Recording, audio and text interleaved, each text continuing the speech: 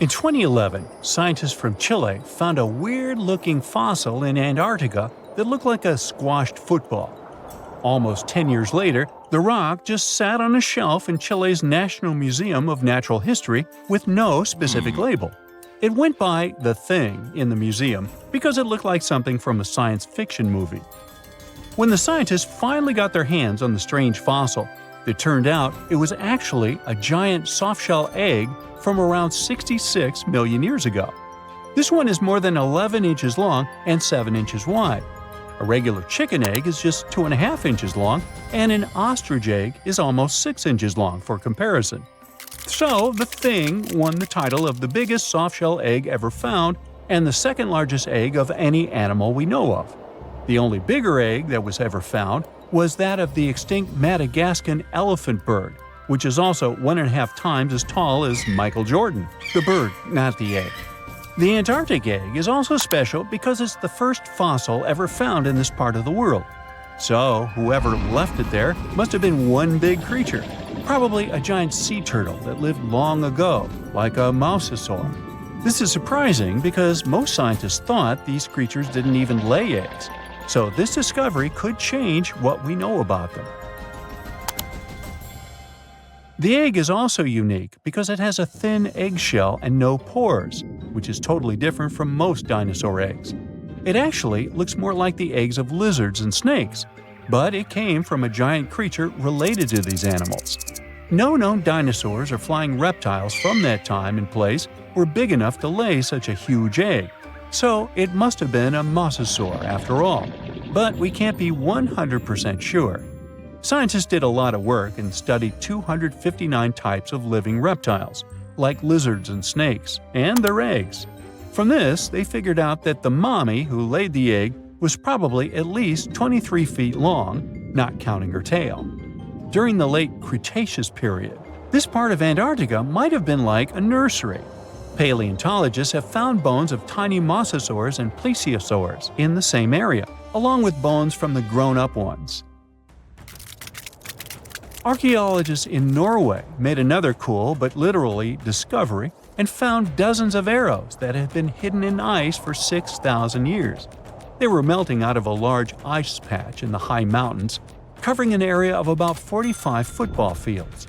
In 2014 and 2016, when the summers were extra warm, scientists went to an ice patch called Langfoni to look around. They also found lots of reindeer bones and antlers there.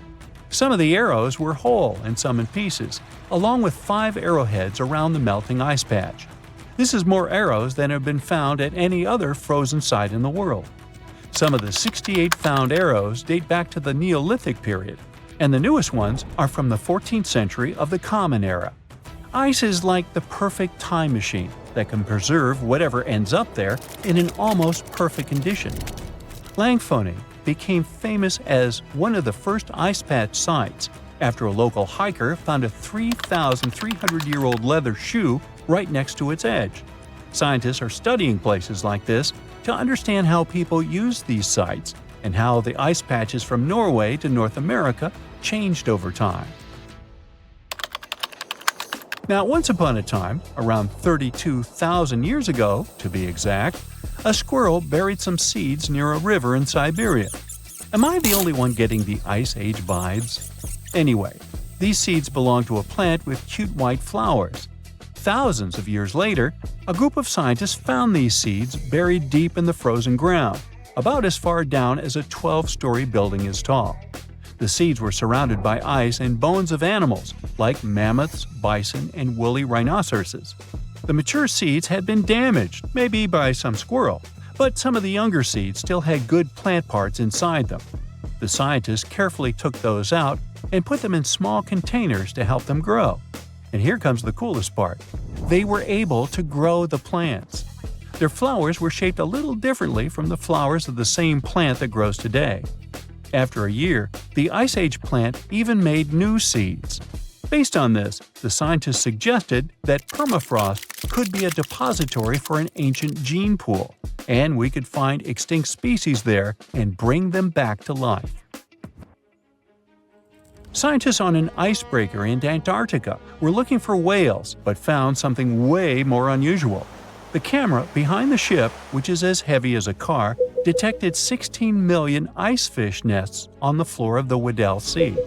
The nests were located about every 10 inches in all directions and covered an area of 93 square miles, which is slightly bigger than the whole of Washington, D.C. The colony even had a distinct border, which was a line in the sand. The scientists were in the area because they were studying a special spot in the ocean where the water was a little warmer than the water around it. In this warmer water, they found tiny animals called zooplankton near the top.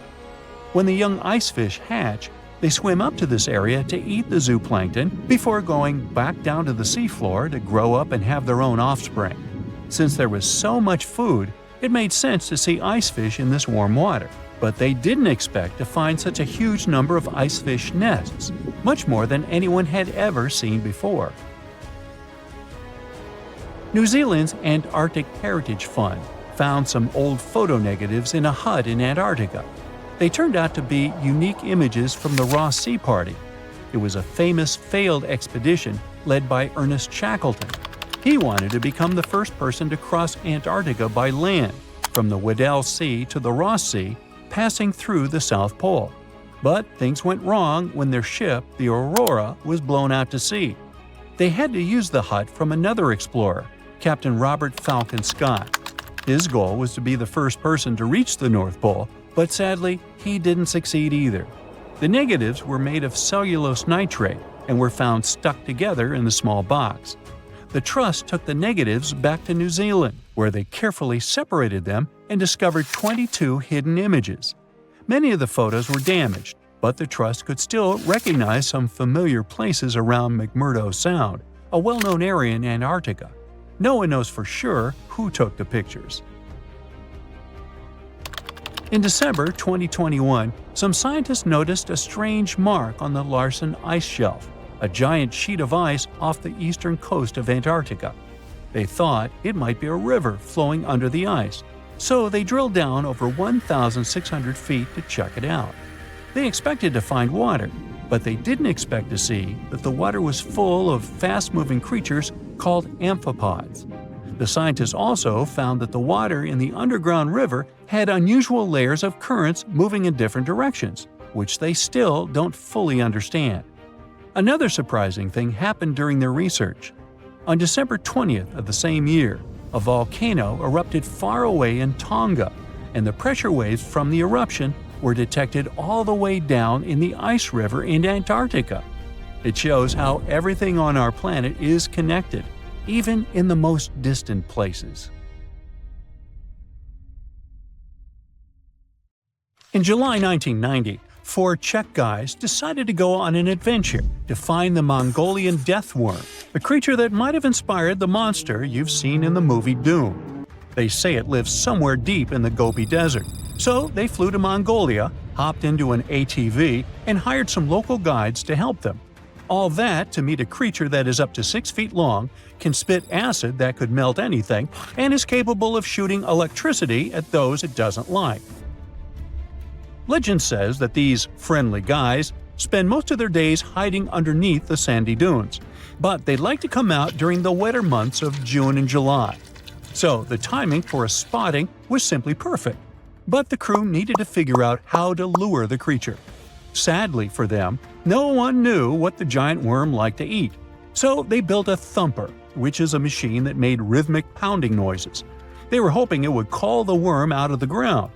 For 2 months, they searched the vast desert, crossing dunes and rocky plains, looking for any sign of the creature. But alas, it didn't really work out. Ivan McCurley, who was the leader of the 1990 expedition, came back to Gobi Desert again. He once tried to attract the megaworm with blasts, and the second time he used a small airplane to scout the dunes.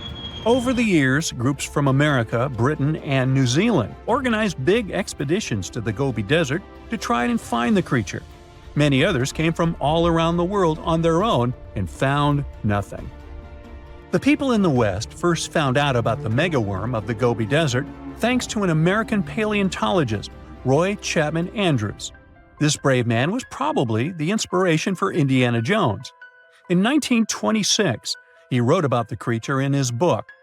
At a meeting with Mongolian leaders, Andrews heard detailed descriptions of the creature, even though none of them had ever seen it themselves. One of them described it as looking like a sausage, about 2 feet long, with no head or legs. According to him, the worm was so venomous that just touching it could instantly take your life, and it lived in the loneliest parts of the Gobi Desert. Andrews didn't think the creature was real, but he shared these stories again in another book. In May 2005, 4 friends from Great Britain who search for monsters professionally decided to try their luck. They made drawings of the worm and hired local people to hand out flyers all over the Gobi Desert. These flyers offered a reward to anyone who could give information about the worm or even bring them a specimen. They thought loud sounds that other explorers tried would scare the beast away. Some told them it likes damp conditions, so they came up with a plan to block streams of water to create wet areas that would lure the worm out. Their plan didn't work because it was too hard to build dams in the desert. They ended up using small traps, but didn't find any actual proof that the worm existed. But they did meet locals who shared interesting stories about strange creatures they had seen over 70 years. Over the years, stories of the monster spread around the world. In some of them, it's only 1 foot long. In others, it's as large as a human. It's white-gray or scaly and brown, or maybe fleshy and bright red. Someone said it resembled a snake, or maybe a caterpillar, or maybe it has wings and can fly. And some believe it could be a supernatural evil being without a body. Maybe the stories are so different, and the search operations are so fruitless, because the creature doesn't even exist. Or it could be one of many cryptids. Those creatures like Bigfoot, Yeti, the Loch Ness Monster, their existence has yet to be proven. In 1983, one scientist who was visiting the region heard that an old man had managed to catch the mysterious worm. He also learned there was a nest nearby. The scientist bravely approached the hole in the sand and put his hand inside. A giant creature dragged him in, and he was never seen again. Just kidding. He actually found a Tartar sand boa inside. It's a chunky, burrowing, non-venomous snake that has small eyes and gray-brown scales. He showed it to the locals to verify if it was the monster, and supposedly all of them said yes. Most Mongolians who know about the worm still believe it's real. Now, even though people call our supposed monster a worm, it's just what it sounds like in the English translation. Many Mongol cultures have used this word for centuries to refer to any animals they thought to be really dangerous, especially snakes, even non-venomous ones. So, it doesn't have to be a literal worm after all. Worms are soft and squishy, but a creature living in the harsh Gobi Desert would need to be tougher, more like a snake or a type of lizard without legs. Neither of these creatures can shoot electricity or spit acid like they say the death worm does. But some snakes, like cobras, can spit venom that's dangerous for people. If it were real, the creature would have a backbone, and explorers searching for it would likely find some bones or evidence left behind. And there are actually fossil remains all over the Gobi Desert. Scientists found representatives of over 80 dino groups here over the last almost 100 years. It all started with the world's first dinosaur egg nests. This discovery changed all the scientists knew about dinos. It was the first proof they laid eggs. In the following 2 years, the same expedition team unearthed over 100 dinosaurs and took them to the American Museum of Natural History, where you can still see them today. Some of them were swimming around in the Cretaceous Sea that used to be here about 71 million years ago. They resembled modern birds. The mystery of the megaworm is still unsolved, but there used to be another mystery scientists finally managed to explain. Back in the 13th century, a famous traveler, Marco Polo, not the guy from the swimming pool game, crossed the Gobi Desert. He thought he could hear mysterious noises, like the sounds of musical instruments such as drums. He wrote about it in his book and believed he might be hearing the voices of restless spirits. Scientists call these noises singing sands or booming sands. Unlike the squeaky sound you might hear when walking on a sandy beach, these desert sounds are much louder, like a musical instrument playing deep, haunting notes. Over the years, people came up with all kinds of ideas about what caused the sounds, like underground water or winds making the sand vibrate. Not all dunes can do this, and scientists wanted to figure out why. Sometimes the winds might cause a small avalanche on the side of a dune, and then you can hear the magical sound start. But this is rare. So, to study it, scientists had to help the dunes sing.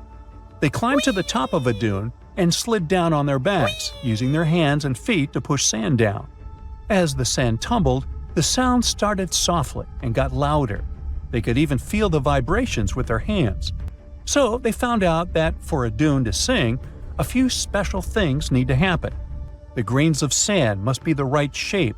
The dune has to be big, and the sand must be very dry, so no singing after it rains. Inside the dune, there's a hard layer of packed sand that acts like a giant speaker. This layer bounces the sound waves back and forth, makes the noise louder and louder, and creates a haunting melody that can fill the desert air. In other words, the dunes can play tunes. Yeah, sorry, I couldn't help myself with that one. In 1850, French scientist Auguste Mariette went to Egypt looking for manuscripts, but accidentally found a head of a sphinx sticking out of the dunes. He cleared the sand and figured out the sphinx was guiding the entrance to some underground construction. Several months later, he finally entered the Serapeum of Saqqara. Inside, he found an enormous granite sarcophagi with remnants of 64 bulls. Scientists are still amazed by the tech that the ancient Egyptians used to transport those enormous boxes. The Serapeum was built around the year 3000 before the Common Era. It was an underground tomb built to honor the sacred Apis bulls of ancient Egypt. It had a long hallway, almost 500 feet long, with giant stone rooms on both sides. Some of the sarcophagi weighed as much as 50 average cars, and all of them were made with super precision with exact 90-degree angles. These sarcophagi were beautifully decorated with hieroglyphs and carvings that told stories about the lives and importance of the Apis bulls. Now, there are 24 sarcophagi left. In ancient Egypt, Apis bulls were very special animals connected to the deity Ptah. They thought the bulls carried Ptah's spirit and wisdom, helped the pharaoh, and protected the Egyptians. Priests looked for special markings on young bulls to find Apis bulls. It could be a white triangle on its forehead, which symbolized divine light, a shape on its back like a vulture's wing, and a scarab shape under its tongue, which stood for rebirth. If a bull had these signs, they believed it was chosen by Ptah and treated it like royalty. The chosen bulls lived in a special temple in Memphis, the city where they worshipped Ptah. They received the best care and offerings from visitors who wanted their blessings. When an Apis bull passed away, it was treated with great honor and mummified. When Mariette entered the Serapeum, he noticed traces of rollers on the gallery's floor and found 2 wooden horizontal winches. Each had 8 levers. Later, other explorers saw double rails. The burial chambers were lower than the hallway floor. To get the boxes into place, workers filled the chambers with sand so the sarcophagi could be rolled in straight. Then they slowly removed the sand to gently lower the boxes into perfectly cut spaces in the bedrock. A carved stone sign found in the Serapeum said it took 28 days to move just one sarcophagus and its lid into its spot during the time of Ptolemy II. The extreme precision of the sarcophagi with 90-degree angles also has an explanation. Ancient Egyptians wrote texts, or rather, papyrus, on geometry a long time ago. It shows that they knew the approximate number pi and could calculate the volume of a pyramid with its top cut off. If they could figure out complicated math like that back then, it makes sense that they could also carve perfectly flat surfaces 500 years later. All this sounds pretty legit, but some people think certain things don't add up here. The size of boxes is way larger than the size of bulls, yet they buried pharaohs in tiny coffins that barely fit their bodies. The sarcophagi are made out of granite with crazy precision, and they could have just used limestone, which would have made things way easier. The transportation of the boxes seems pretty simple, but only in theory. If one person could pull about 440 pounds, then at least 250 people would be needed to pull just one box. The tunnels in the Serapeum are really narrow, only about 2 feet wider than the boxes themselves. There's no way hundreds of people could have squeezed into those tight spaces to pull the boxes. And even if they did, how would they turn the box in the cramped corridor, lower it into its niche, and place it perfectly in the middle? Somehow, they did this 24 times, and every box is centered perfectly. Plus, the chambers were dusty, and there were no signs of soot from lamps. This means they must have worked in almost complete darkness. The real use of the boxes could also be different. A long time ago, even before the Egyptian pharaohs ruled, the local people already knew how to use fermentation. It happens when tiny organisms called yeast eat certain ingredients like starch and turn them into gas and ethanol. So someone in ancient Egypt probably put food like barley, bread, and even meat inside a giant stone box, then closed it tight with a heavy lid. These stone boxes, carved from granite, were so precisely made that they were almost completely sealed, so nothing could escape from it.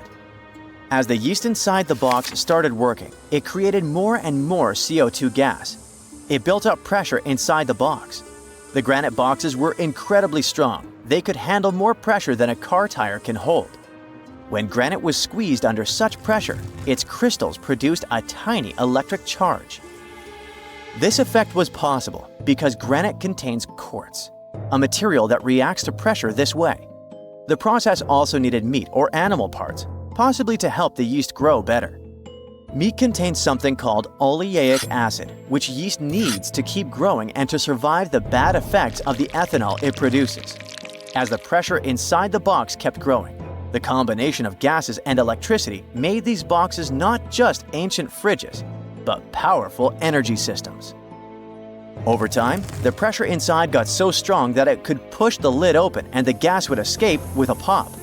But when people rediscovered the Serapeum in 1850, they found old drawings that showed piles of stones stacked on top of some of the box lids. So, someone long ago probably tried to make the lids even heavier by adding extra weight to make it harder for the gas pressure to push them open. This extra weight also meant the quartz crystals in the granite could keep creating more electricity under all that pressure. If someone opened one of these stone boxes thousands of years later, they would only find bones from bulls that were placed in the box. And that's exactly what Mariette discovered in the 1850s. They opened the Serapeum for visitors soon after the first excavations in the second half of the 19th century. Prince of Wales even had a luncheon with his guests in one of the sarcophagi. Sands and earthquakes made the site inaccessible for a while, but now you can visit it again and try to solve the mystery yourself. With new tech, we could have answers to many other historical mysteries soon. A team of scientists at Chicago's Field Museum of Natural History recently used a special CT scanner to learn more about ancient Egyptian mummies without unwrapping them. They gently rolled 26 mummies on custom carts out to the parking lot, where the scanner was waiting. It took thousands of detailed X-ray pictures of each mummy and their coffins. When all the pictures were put together, they created 3D images that showed what was inside, the skeletons, and some artifacts. The scientists hope these images will help them understand ancient Egyptian burial practices from over 3,000 years ago. Even though the scanning process only took 4 days, it might take 3 years to study all the data. But scientists were able to learn some personal details about the mummies. One of the most popular mummified individuals at the museum, Lady Cheneta, was a woman who lived in ancient Egypt about 3,000 years ago. It looks like she passed away in her late 30s or early 40s. To make sure her body looked complete for the afterlife, embalmers put stuffing in her neck to keep it from collapsing. They also placed artificial eyes in her sockets, so she would have eyes in the next world. She was wrapped in fancy linen and placed in a beautifully decorated coffin. The scans revealed that it had been carefully crafted with a slit at the back, which embalmers used to fit the body. There were also some artistic details on the surface, like markings for her knees. It looks like her burial was on the scale of a high-end luxury car. Imagine you've booked a tour through the jungles of Costa Rica. All of a sudden, you stumble upon a huge stone sphere, nearly the length of a king-sized bed in diameter. How on earth did it end up there? And what does it symbolize? You immediately ask your guide. He's not as amazed as you are and tells you that there are actually several hundreds of them scattered across the south of the country. The mysterious stone spheres don't have an official name. The locals simply call them las bolas, which means balls in Spanish, while historians refer to them as diquis spheres, after the culture that produced them. Scientists have studied the sediment layers of the Earth around them and estimate that the earliest were made around the year 600 CE, and the newest ones date to the year 1000 CE. Many of the spheres were relocated after their initial discovery, and that's why archaeologists can't date them precisely. The diquis culture completely disappeared shortly after they were discovered by the Spanish in the 16th century.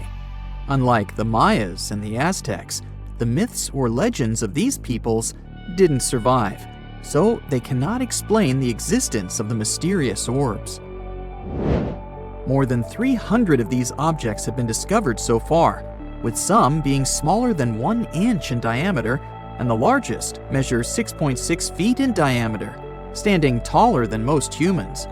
Although there are ones made from limestone, most spheres were carved out of a coarse version of basalt, a type of rock that forms when lava cools rapidly. Some orbs weigh up to 15 tons, and in most cases, their surface is smooth to the touch, although there are coarse, mostly unfinished pieces. If we throw away the theory that river erosion naturally sculpted the spheres, the ancient people seem to have created them by hammering boulders with other rocks. Once they got the rough shape they were aiming for, they would polish the rock to perfection, using techniques such as controlled fracture and grinding. The mysterious spheres are located in the Diquis Delta, on the coast of the Pacific Ocean. Most of them can be found in a place called Farm 6, which, alongside 3 other sites, was proclaimed a UNESCO World Heritage Site in 2014. The area contains other finds from the pre-Columbian era, such as paved areas, burial sites, and mounds. For centuries, the stone balls were hidden under a thick layer of sediment that protected them against the elements and looters until they were unearthed during the 1930s. The company that owned the land was clearing the rainforest for banana plantations when they stumbled upon these unusual stone constructions. Some were damaged by bulldozers, and some by workers trying to pry them open, as they believed there was gold hidden inside. It took a while before the authorities intervened to stop further damage to the finds. Doris Stone, the daughter of an executive of the company that owned the land, was the first to study the spheres. In 1943, she published an article in a leading American archaeological journal, turning the world's attention to the orbs. Expeditions soon followed, and archaeologists were immediately able to determine that the stone formations were human-made, probably created by the ancient indigenous population of Costa Rica. To this day, no one has been able to fully explain their function in a scientific way. It means there's still room for some wild theories about the sphere's origins and true purpose. The most popular theory in the scientific community is that the stone spheres served as decorations and status symbols, as many of them were found near the houses of chieftains. Local tribal leaders were also laid to rest with some of the smaller balls, so these stone formations were definitely associated with power in some way. Chiseling a boulder to perfection involved a lot of labor and planning, and only powerful individuals could afford it at the time. The other popular theory is that the boulders were used for astronomical observations. Individual spheres represented stars or planets, like a primitive map of the night sky. Since they were perfectly round, it was easy to roll them around. Before the jungle engulfed them, the area where they were found was a flat alluvial plain, ideal for rolling large boulders around. Another version of this theory suggests that the stones were used as boundary markers, much like modern border stones, which are also mostly made from stone. Finally, legends from other tribes that lived in the area tell of how the spheres were cannonballs that the deity of thunder used to drive away the deity of winds and hurricanes. We still don't know the original purpose of the Costa Rican spheres, but they remain an important part of the country's national identity. The National Museum in the Costa Rican capital, San Jose, has 6 of them in its courtyard. Many other spheres have become prized garden decorations for wealthy Costa Ricans. There's even one at Harvard University. More than a millennium after they were created, the mysterious stone spheres of Costa Rica are still associated with power and wealth. In terms of numbers, the stone orbs are not perfectly round. They are rated as nearly perfect, at 96% spherical in shape. And while even that is pretty impressive, the spheres of Costa Rica are not the only ones of their kind. Nearly a decade ago, workers came across mysterious giant stone spheres deep underground in a coal mine in northern Asia. The surface of the spheres, which measured a little over the length of a human footstep in diameter, was unusually smooth, and people tried to explain it somehow. Some were certain they were out of this world, and others suggested the spheres were actually petrified dinosaur eggs. Scientists quickly put an end to further discussion, as it turned out that the mysterious spheres were concretions. Those are rock formations that take millions of years to form deep underground. Think of a pebble that picks up snow as it rolls down a hill. That's how concretions are made. Groundwater, rich in sediment and minerals, flows around the sediment, slowly shaping it into a perfect orb. The process is quite common in nature, but most concretions are fairly small. The spheres found in the coal mine grew to their size in the mineral-rich ground, and they were big enough to get the press and the general public interested. Another possible case of concretions is the massive stone spheres found in the Visoko Valley in Bosnia. Samir Osmanagic, better known as the Bosnian Indiana Jones, was the first to explore those objects about as wide as the length of a London bus. He believes the stone spheres were carved by a lost civilization that lived in the area 1,000 years ago. The reddish color of the orbs, though, is proof to geologists that they are indeed concretions, rich in iron content. The Moki marbles, found in rural Utah, are similar in color to the Bosnian spheres. These tiny concretions are the size of toy marbles and consist of a sandstone core and a shell made out of hematite, an iron ore. In South Africa, miners have come across Klerksdorp spheres, which are similar in shape and size to Moki marbles. The only difference is that these ones formed inside volcanic sediments and ash. The most intriguing among human-made tiny spheres are probably the orbs found on several Greek islands. Scientists discovered 700 stones smaller than golf balls near the Bronze Age site of Akrotiri on the island of Santorini. They believe that the finds were between 3,600 and 4,500 years old. When they compared all the stones' variations in size and color, the archaeologists concluded that these enigmatic stones could have easily been the oldest board game ever made. With the help of artificial intelligence, scientists are now trying to work out the rules of this game. Most people know that pyramids were built as grand tombs for the pharaohs, designed to ensure they had a smooth journey to the afterlife. The Great Pyramid of Giza, for instance, was constructed for the pharaoh Khufu. But what most people don't know is that this whole pyramid building trend started right here with the step pyramid of Djoser about 4,700 years ago. This massive structure was built for Pharaoh Djoser, a ruler from Egypt's 3rd dynasty. It rises 7 layers high above the ground and stands about 200 feet tall. We think of it today as a phenomenal architectural project, but for ancient Egyptians, the step pyramid of Djoser turned out to be more like a massive experiment, a trial run, if you will. to perfect their building skills before they moved on to even more ambitious pyramids. Reaching new heights is super exciting, but the real mystery is what is going on below the ground. In this pyramid's underground labyrinth, there is a network of tunnels stretching about 3.5 miles long, and some researchers believe these tunnels might have been part of a sophisticated water system that could completely change what we think about pyramid construction. Let's talk about this massive complex located in Saqqara. Surrounding the pyramid, there's what's known as a dry moat, a continuous trench that is up to 164 feet wide and almost 2 miles long. It forms a sort of rectangular shape around the pyramid. This trench has an average depth of about 65 feet.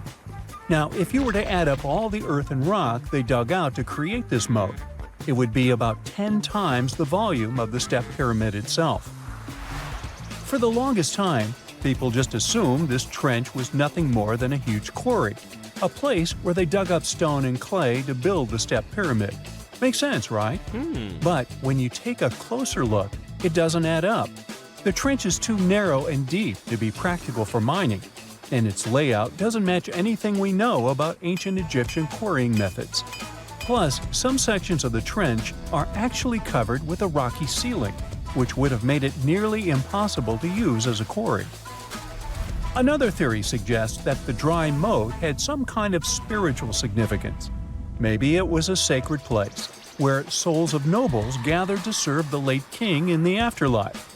There are even niches in the walls that work as a hint at this spiritual function. But most researchers believe that this purpose likely developed much later, long after the complex was built for Djoser. So what was the moat really designed for? In 2020, a researcher came up with a pretty intriguing idea. It is possible that this trench was actually designed to collect and manage water, especially after heavy rainfalls. Now, that makes sense when you consider the location. The moat sits in an area that could easily have been flooded by runoff water from nearby plains. This could also explain why the trench wasn't used for new graves until much later when the climate became drier and less prone to flooding. The story becomes even more intriguing, as this trench appears to be part of a larger, more complex hydraulic system within the Djoser complex. It is like the trench has several compartments, carefully carved out of the rock and connected by tunnels. These compartments likely served as a part of a water treatment system, where water would flow from one compartment to the next, getting cleaner as it moved along. Now, here is where things start to tie into the pyramid itself. The Djoser complex has a series of underground shafts, and some researchers think that water from the moat's deep trench might have been used to power a hydraulic lift system, and this giant water-powered elevator could have been used to raise the heavy stones needed to build the pyramid. It worked like a volcano, but instead of lava, water did the heavy lifting. Imagine a big deep hole in the ground at the center of the pyramid site. Inside this hole, there was a huge wooden platform, kind of like a giant raft that could move up and down. When the workers wanted to lift a heavy stone, they would fill the hole with water. As the water rose, the wooden platform started to float up, carrying the stone with it, almost like a giant water-powered elevator. When the stone reached the right height, the workers slid it off the platform and onto the pyramid. The idea is that water from the deep trench, after being cleaned and filtered, would flow into these shafts. A massive float, possibly made of wood, would then rise as the water filled the shaft, lifting the stones up to where they were needed for construction. Once the stone was in place, they'd let the water out, lowering the platform back down to the bottom, ready to lift the next stone. This fancy hydraulic lift system could have been a game changer, making the whole building process a lot faster and more efficient without using a lot of workforce. It is like the ancient Egyptians were already embracing the whole idea of work smarter, not harder. But of course, not everyone is on board with this theory.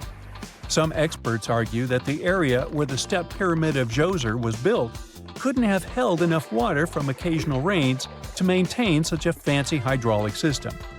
The main theory suggests that, in the past, there might have been some kind of lake nearby that would have filled up after a period of rain, and this lake could have supplied water to the complex's hydraulic system.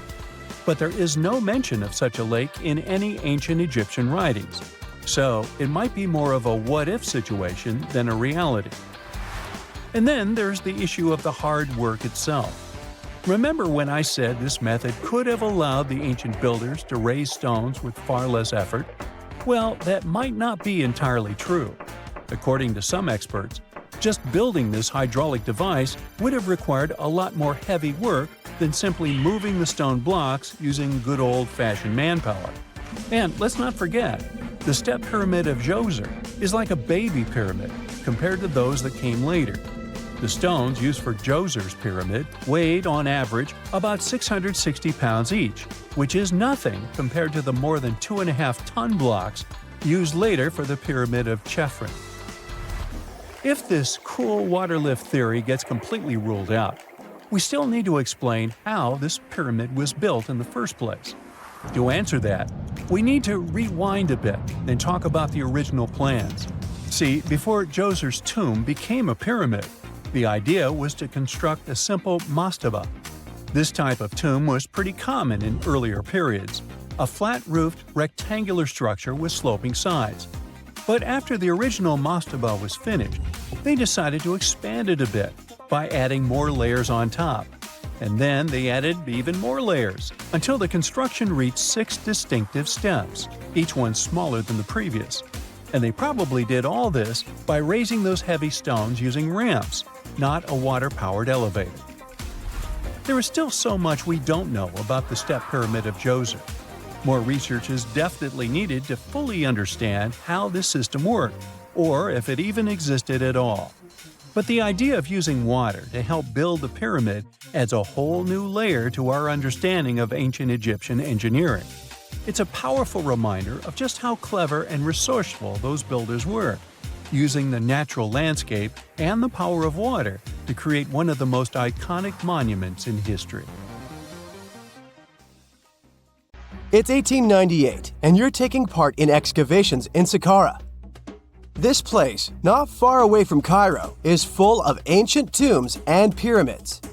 You're in your Indiana Jones mood and hope to find something really phenomenal to become famous. Gold, manuscripts, treasure maps, mummies of famous pharaohs. Wait, a wooden bird? You're really disappointed as it looks like a regular toy. An old one, but still. Little do you know that years later, someone would propose that your bird was actually an ancient monoplane. So the artifact, nicknamed the Saqqara bird, is made of a sycamore tree. The birdie has a wingspan of just 7 inches and weighs around 40 grams. A perfect original souvenir from Egypt, I would say. It's over 2,000 years old and looks pretty plain, without any carvings of feathers or other intricate ornaments. It has a beak and eyes, though, which makes our find look like a hawk, the emblem of the deity Horus. Its tail is rather unusual as it's squared, looks weirdly upright, and it seems like the sunken part of it was the place for a now missing piece. Humans love solving a good mystery, so there have been several attempts to explain the use of the birdie. First, quite simply, is that it was a ceremonial object. The second idea is that it was a toy for a child from some well-off family. It could have been some sort of boomerang, which was a popular concept in ancient Egypt. Then there was a theory that the bird had been used as a weather vane. But this one has been debunked as the figure doesn't have any holes or markings, except for the one made at the museum in Cairo to fix the exhibit on a stick. So there was no way to hang it in the past. Almost a century after the bird was found, Egyptologist Dr. Khalil Masiha proposed a new theory that it could have been a model of a monoplane. He believed the bird was missing a horizontal tailplane. Otherwise, it had its wings set at a right angle, similar to that of modern planes. It could have worked to generate the aerodynamic lift necessary for flights. Dr. Masiha also claimed that it was common at that time to place miniature models of technological inventions in tombs. So, Did the ancient Egyptians really invent the plane in 200 BCE? That would make the Wright brothers, who are considered the inventors of aviation, really upset. They made one of their first flights only in 1903. There's just one way to know for sure, and that is to test the model. But you know, the ancient museum in Cairo would unlikely let one of their cherished exhibits fly around like a toy. That's why glider designer Martin Gregory built a similar model, this time of balsa wood, and concluded that even with the missing tailplane, the plane wasn't much of a flyer. Case solved? Not really. This didn't sound convincing enough to the History Channel, so they invited an aerodynamics expert to build another replica of the bird. He tested it in weather conditions similar to those in Egypt and was impressed with the little plane's abilities. So, if they did invent the prototype of a plane back in the times of pharaohs, it would be a good example of an oopart. That's an out-of-place artifact, an object that's way ahead of its time in terms of technology or history. And the Saqqara bird isn't the only example of such a revolutionary concept. In 1901, a group of divers retrieved the Antikythera mechanism from an underwater shipwreck near the Greek island of Antikythera. It's been dubbed the world's first analog computer, and it's currently dated around 100 BCE. The bronze mechanism could tell the position of the sun, moon, planets, and stars, as well as the lunar phase, the dates of upcoming solar eclipses, and even the speed at which the moon moves through the sky. No one's sure who used it and how or where it was made, but it's obvious that it's extremely precise and way too advanced for its time. The first flushing toilets in the world were invented in the middle of the 20th century. Just kidding. The ancient Minoans on the Mediterranean island of Crete and the Indus Valley civilization both came up with this brilliant invention at the same time, around 4,000 years ago. The plumbing and sanitation were so well done that no one managed to design anything better until 2,000 years later. One ancient Minoan lavatory was discovered at the Palace of Knossos. It looks like it had a wooden seat set over a tunnel that directed water from a rooftop reservoir to an underground sewer. Other varieties got water from jugs. Only the super rich people could afford all this glory. So if you wanted to shop for real estate back then, the flushing toilet would be a telltale sign you were in the rich neighborhood. Automated doors became a cool, seemingly new invention back in 1931. But the technology behind them is actually much older. Think the 1st century CE old. Mathematician and engineer Heron of Alexandria came up with a hydraulic system to open and close temple doors. To bring it into action, you need to light a fire to produce heat. There was a brass pot under the fire, half filled with water. The inventor connected the brass pot to containers that acted as weights. When the fire was burning, the water moved into the containers. They went down and pulled the ropes. It was nothing like a supermarket door that opens in front of you before you even have time to think. Heron's door took hours to open, and there was no way to stop the process. That's why they only opened the doors once a day before people entered the temple, to add some mysticism at the temple during ceremonies. Spooky. Looks like the first ever battery was invented in Baghdad around 2,000 years ago. A German archaeologist found this oval-shaped clay jar in 1938. Scientists are still not sure what purpose it served and who exactly invented it. There is a theory that it was used for electroplating objects with precious metals. When they filled it with a weak acid like vinegar, the battery produced around 1 volt of electricity. Another theory says it was a vessel for sacred scrolls. Would you like to buy contact lenses designed by Leonardo da Vinci himself? In 1508, he invented a glass lens with a funnel on one side. You were supposed to wear it with water inside to improve your vision. Sounds a bit uncomfortable, doesn't it? So, around a century later, French scientist René Descartes decided to improve the idea and make the cornea contact the future lenses. Contacts because they contact your eyes, get it? The glass tube with liquid did help improve vision, but blinking was sadly impossible. 2.5 centuries later, new technologies in the glass industry let scientists design contacts that would fit in the eye and even let the wearer blink. Thanks, guys! Still, those lenses were made of heavy blown glass and didn't let the eye breathe. About 50 years later, contacts became plastic, lightweight, unbreakable, and scratch-resistant, but still covering the entire eye. And then, in 1948, an English optical technician accidentally sanded down a plastic lens and figured out they'd still be in place even if they covered only the cornea. Imagine you're living in 19th century London and need to send a message to New York. It would have taken about 10 days to get there by ship. So when delivery time went from days to hours in 1858, it was a true sensation. The first message was sent by Queen Victoria herself. It was all made possible thanks to the transatlantic telegraph cable, running under the ocean. Sadly, the new cool invention only lasted a few weeks. It took years to bring it back to life. The unanswered mysteries surrounding ancient civilizations have been a source of inspiration for many conspiracy theorists. In fact, some of these mysteries are so interesting that many of us either already believe them or would like to. One thing is for sure though, none of those thousands of conspiracy theories have ever been, classified. Or have they? We're all aware that the CIA has done some questionable things throughout history for the sake of national security, but you wouldn't expect a book to be both a national and international threat.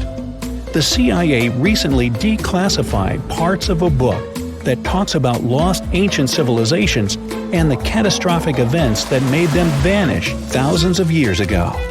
This mysterious book was written in 1963 by a guy named Chan Thomas, and it was going to be published by Emerson House in 1965 until the CIA got involved. For some mysterious reason, they classified the book, and it was never released to the public until recently. But here's where it gets interesting. The book was declassified in 2013 due to the Freedom of Information Act, but it wasn't released to the public until 2016, and what was released truly raises a few questions. The original version of this document was 284 pages long, but the PDF essay that was released was heavily censored, with just 57 pages, which makes it 1/5 of the whole document.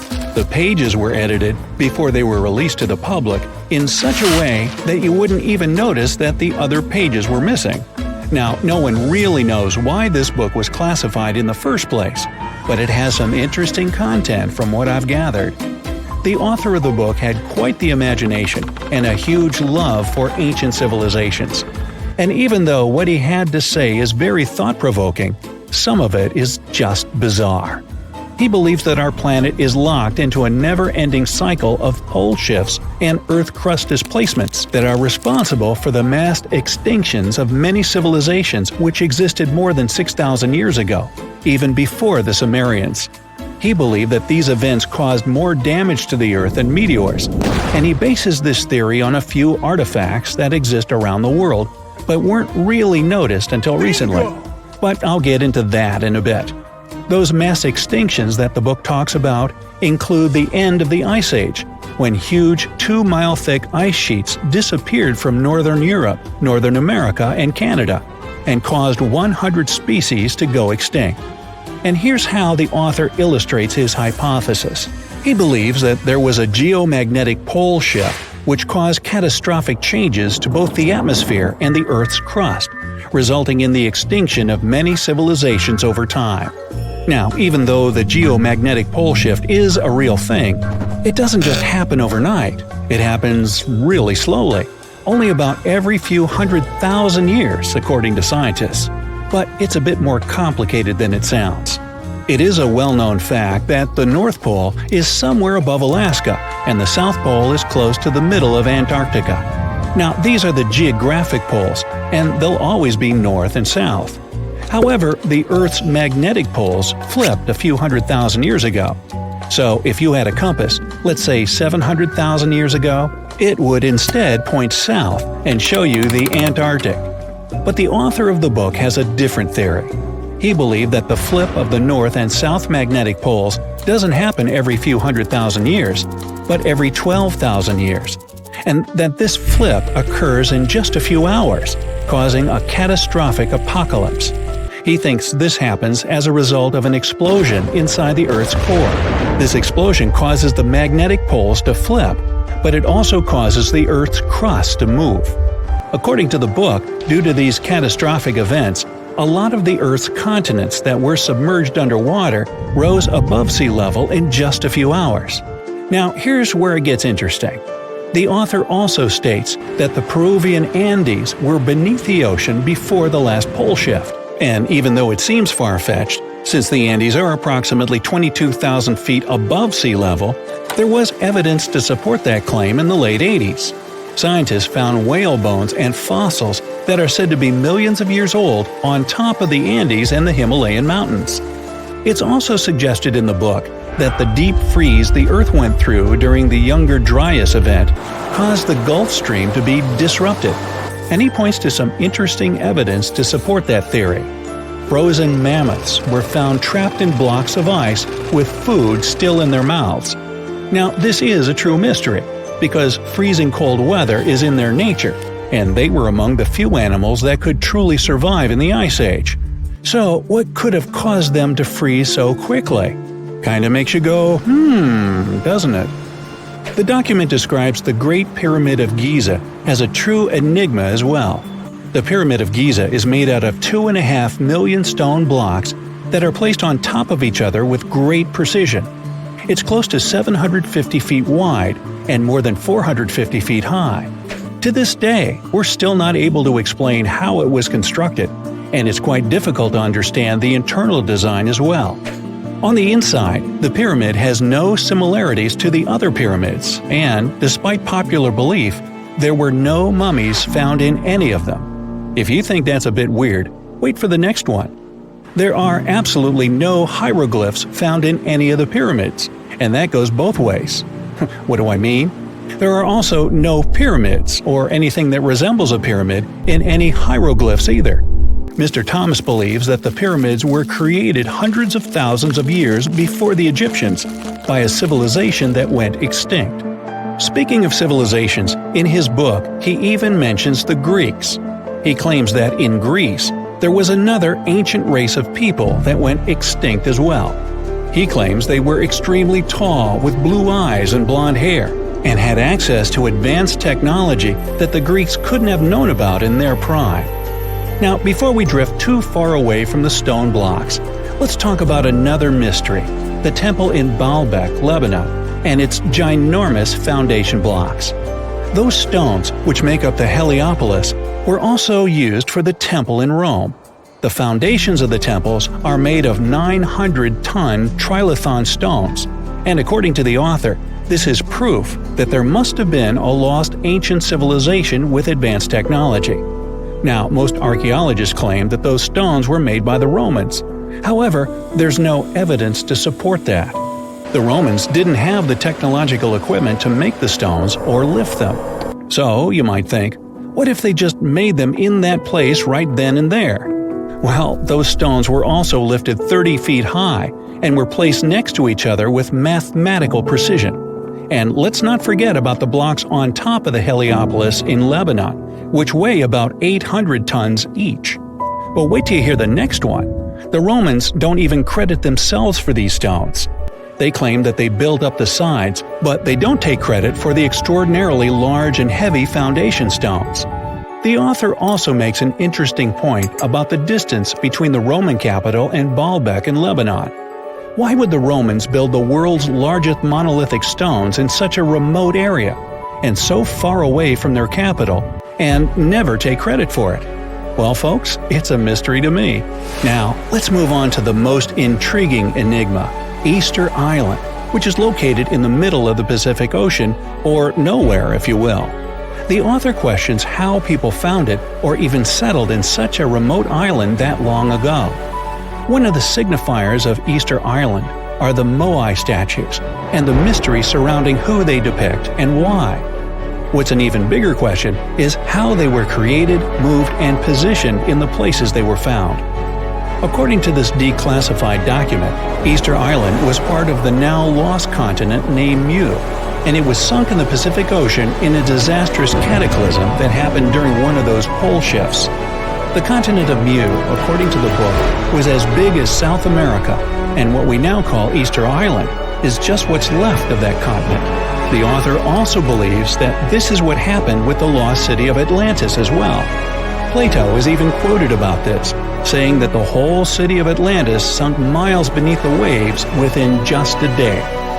Even though the whole story sounds very intriguing and makes some interesting points, we know that, scientifically speaking, a cataclysmic pole shift causing entire civilizations to go extinct isn't possible. Whenever you hear about ancient ruins, you almost never picture them being suspended somewhere, or just randomly hanging on the branch of a tree, right? In fact, for most of the ancient artifacts we have exposed in museums all over the world, archaeologists did quite an impressive amount of digging.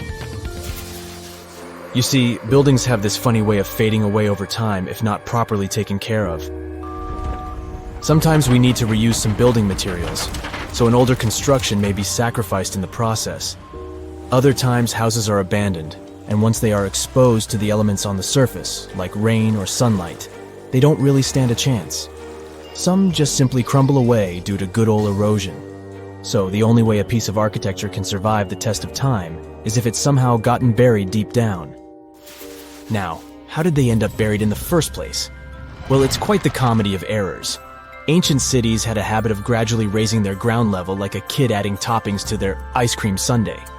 You see, these settlements were always busy collecting food and building materials to keep up with their ever-growing population. But hey, who has time to deal with waste and rubbish? It wasn't exactly high on their to-do list back in the day. So when it came to building new houses, ancient civilizations found it much easier to save their sweat and tears by piling up the rubble and constructing right on top. But that's not all. Rivers would also occasionally flood and deposit a layer of sediment on the city floors, further encapsulating those ancient constructions. And in those dry regions like the desert, where the wind likes to show off its sand and dust dance moves, you can bet it was a constant struggle to keep the establishments clean. One hilarious example is the Sphinx, which had its head buried in sand until a group of archaeologists unearthed it in 1817. Some ancient towns eventually got covered up because they were completely abandoned. With less human activity to control their expansion, plant seeds couldn't resist the opportunity and sprouted all over the place. They gobbled up carbon dioxide from the air and grew, adding more and more bulk to the ground. Those cheeky roots even decided to stabilize the soil made from decaying plant matter, creating layers upon layers of earthy goodness. It's like the ultimate DIY project Mother Nature embarked on, with plants as her loyal helpers. The act of digging into the secrets of ancient civilizations is not just about unearthing a lost world. It's also an epic quest to reveal the hidden treasures beneath layers of history. But how do archaeologists know where to dig in the first place? If everything is covered in layers upon layers of sediments, debris, and plant roots, they must have some sort of system they rely on before embarking on a new project, right? For starters, they're not always the ones suggesting an archaeological dig in a certain location. Let me explain. Let's say you're a contractor and you want to build a new fancy apartment complex in your city. Some local legislations have certain requirements before your project can start, though. For instance, before anyone starts building on a piece of land, they might need to bring in specialists to check the soil. These clever folks can be archaeologists, geologists, or paleontologists, and they need to keep an eye on things during development. If any artifacts or ecofacts, fancy word for organic remnants, are discovered, these experts swoop in to excavate and study them. But what about sites that have nothing to do with bulldozers and yellow hats? Archaeologists have more than one trick up their sleeves when it comes to locating ancient hotspots. They dive deep into historic records with a healthy dose of detective work. By sniffing out old documents and maps, they can piece together the puzzle of human activity in a specific area. If a site has been visited before, it's even better. Finding records of past excavations or historical accounts can give archaeologists lots of information on where to continue their treasure hunt. Before archaeologists start swinging their shovels, they engage in a bit of a visual scan mission. Armed with a grid system, they'll stroll around the site, keeping their eyes peeled for any artifacts that might be hiding just beneath the Earth's upper layer. From groundstone tools to historic glass and even ancient garbage dumps, yes, they're all so valuable. These keen-eyed explorers can spot signs of human activity faster than most people. If they stumble upon midden soil, fancy term for a garbage dump, they know for sure that humans once called this place home. Archaeologists don't just rely on their trusty shovels, though. They have an arsenal of gadgets to aid in their search for hidden wonders. Geophysical tools are like their secret weapons. Take the resistivity meter, for example. This clever contraption measures the electrical component of the soil and any buried features or artifacts. A buried wall, for instance, will create a different resistivity reading than the surrounding soil. Magnetometers and ground-penetrating radar work in similar ways, showcasing potential hints of ancient treasures in the soil. And who could forget our trusty old friend, the GPS? It helps archaeologists map out precise locations, like a high-tech treasure map, leading them straight to their pot of gold. Care to virtually visit some of the most important archaeological sites in the world? Well, follow me. In the United Kingdom, for instance, you'll find this interesting place called Stonehenge. It's one of many henges scattered around, but this one really takes the cake. Picture this: massive ancient stones standing tall and proud, arranged in a funky outer ring and an inner horseshoe, with some smaller stones thrown in for good measure. And guess what? These amazing stones have been around for over 5,000 years. Talk about a serious case of rock-solid longevity. Now, here's where it gets interesting. According to local folklore, the legendary wizard Merlin whipped out his magic wand and poof! He teleported these massive stones all the way from Ireland. Apparently, some giants had assembled them there, but Merlin decided they would look much better at their new location. Others think it's just the ruined remains of an old Roman spiritual edifice. These amazing structures were built by our Bronze Age ancestors. With their simple tools and limited tech, they managed to create this monumental masterpiece. Impressive, right? Unfortunately, there's still so much we don't know about this area. Stonehenge's initial purpose remains a mystery to this day. Sure, there are lots of theories, but scientists have yet to agree on the subject. However, we do know that it's perfectly aligned to catch the sunrise during the summer and winter solstices. The ancient city of Pompeii is an equally amazing archaeological site. Picture this: Mount Vesuvius, a notorious troublemaker, decided to throw a volcanic tantrum and completely covered this ancient Roman city. It turned it into a time capsule, located outside present-day Naples in Italy. Fast forward to the year 1748, when a bunch of adventurous explorers stumbled upon Pompeii. Lo and behold, they discovered a treasure trove of well-preserved goodies: streets, houses, food. Probably a bit stale by then. Blingy jewelry, fancy sculptures, colorful frescoes, everyday household items, and even animal and human remains. It was like an epic archaeological party. From the looks of it, Pompeii had it all. Fancy houses and villas, a massive 20,000-seat arena, cute little artisan shops, hangouts like taverns. And let's not forget the saucy spots like those luxurious bathhouses for some intense pampering. There's also the Sanctuary of Apollo, where people used to gather for their daily dose of worship. And of course, the bustling heart of the city, the Forum of Pompeii, where all the cool people used to hang out. And guess what? Pompeii is so cool that it made it to UNESCO's World Heritage List back in 1997. That's like the ultimate Hall of Fame for historical awesomeness. It also includes many other famous buildings and sites, like the Taj Mahal in India and the Acropolis of Athens in Greece.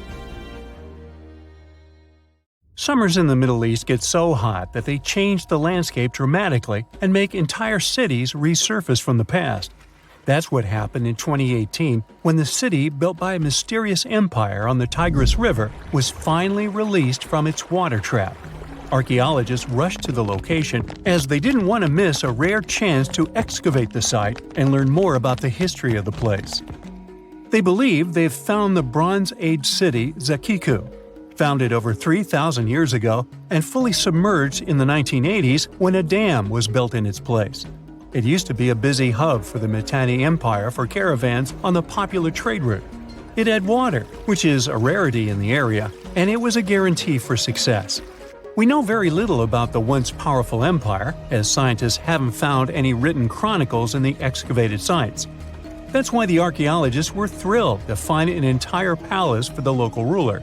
Several years later, when the area became free from the water again, they found some fortifications to protect the city from foes. The highlight of their expedition was finding a huge public storehouse for trade goods and harvests, piles of wheat and barley, and imported metal and wood. Bread was the staple food for the locals, and they also loved big pots of vegetable soups and stews for lunch. Each household kept sheep, goats, cows, and pigs, so they had a steady source of milk and meat for special occasions. All the constructions found so far were built from bricks molded from mud.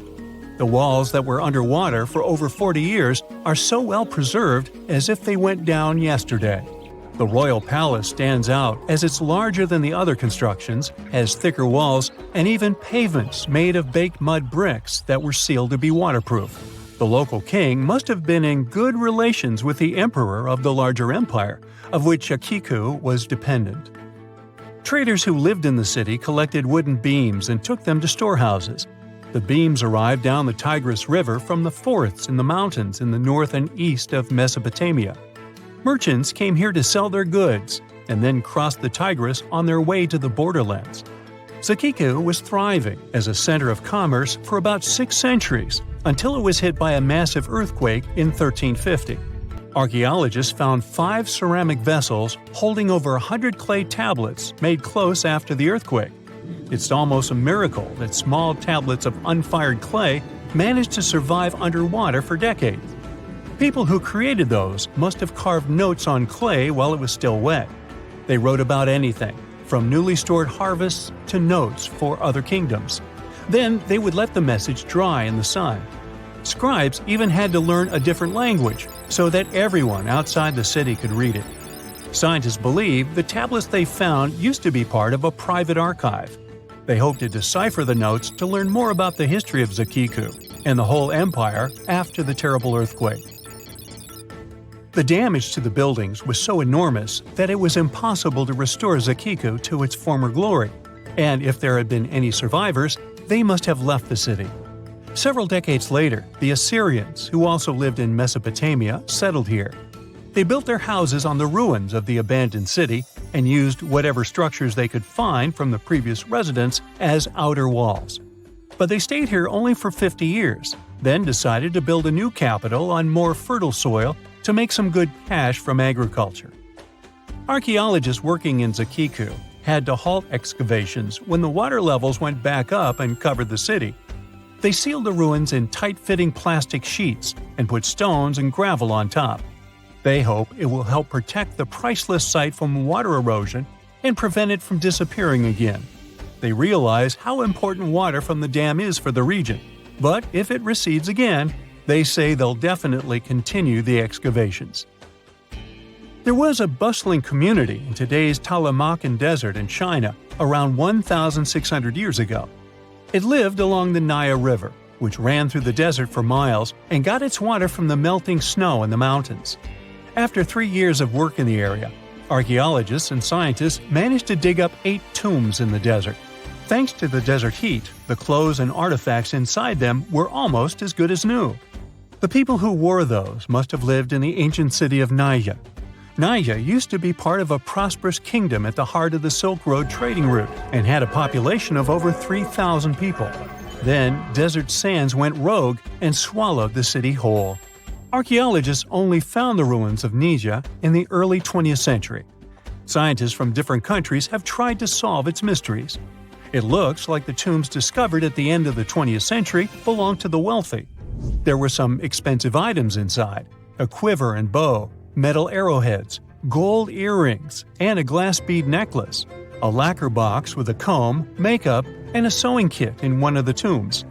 There was also some silk of top quality, and even the bright colors like green and yellow haven't faded on it. The fabric also had Chinese characters with quotes from historical books, which helped scientists identify the period in which it was made. Archaeologists later found a large dwelling site and the clearing of 3 ruined buildings. It will probably take many more years to understand why the city had fallen and what happened to its people. Saudi and French archaeologists teamed up near Riyadh, the Saudi Arabian capital, and stumbled upon an ancient settlement dating back 8,000 years. The scientists used all sorts of cool tech, like laser scanning, drones, and aerial photography, to unearth this Neolithic-era gem. They found the settlement in a local archaeological hotspot. Among the treasures they uncovered were a stone temple, remnants of an altar, and over 2,000 graves. All these finds tell us about ancient practices and rituals. The team also found the foundations of 4 massive buildings, corner towers, and open-air courtyards, all with underground reservoirs to store water for agricultural use. There was also a smart irrigation system with canals and cisterns, which let the city thrive in one of the driest deserts in the world. Rock drawings etched into the nearby mountain depicted the daily life of the locals. The excavations have been going on in the area for over 40 years, and scientists still keep finding new artifacts to answer more of their questions. Fishers have stumbled upon ancient bones, tools, and artifacts that are 9,000 years old on the North Sea floor. British and Dutch archaeologists and paleontologists rushed to see the finds as they were hoping it could be evidence of the submerged Doggerland. And they weren't disappointed. There were even perfect sets of footprints left by Mesolithic people who lived here.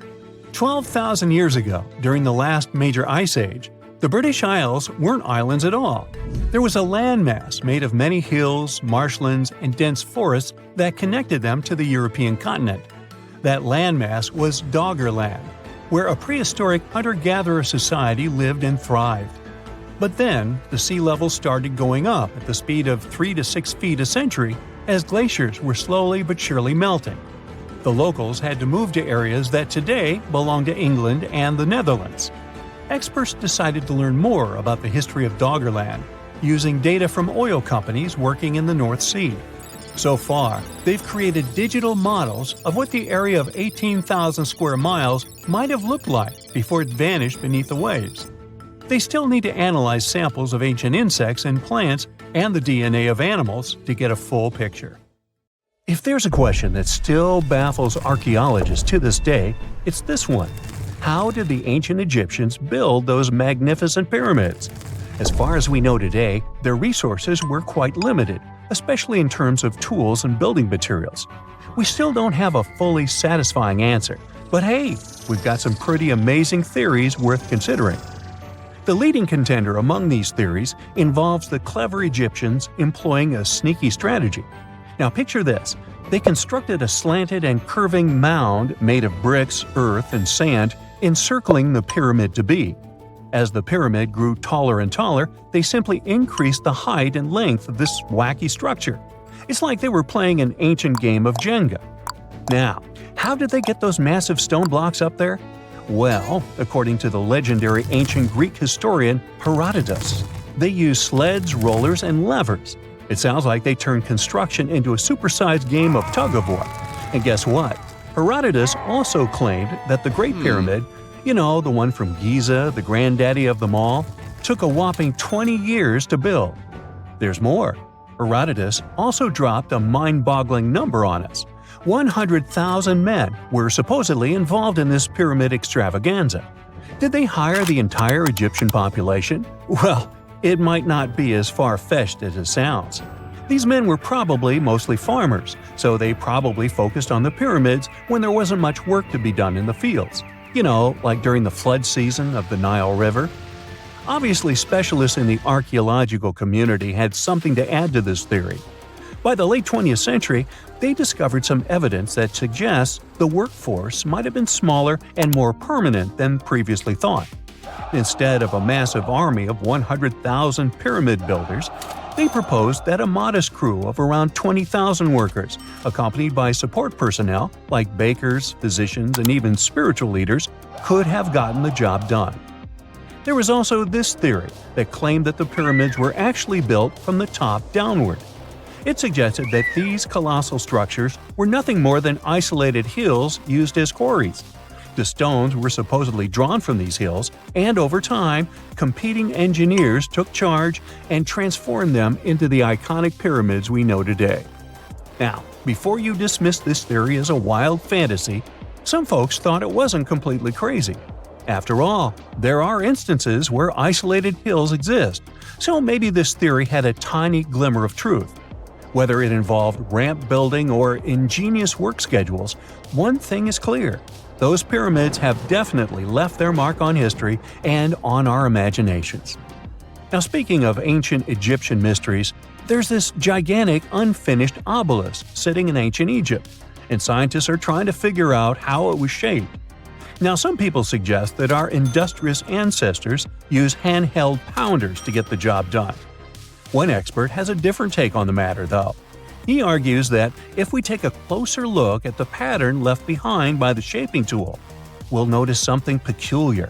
The walls of the trenches surrounding the obelisk display a neat and even pattern, which is pretty unlikely if they were pounded away by mere mortal hands.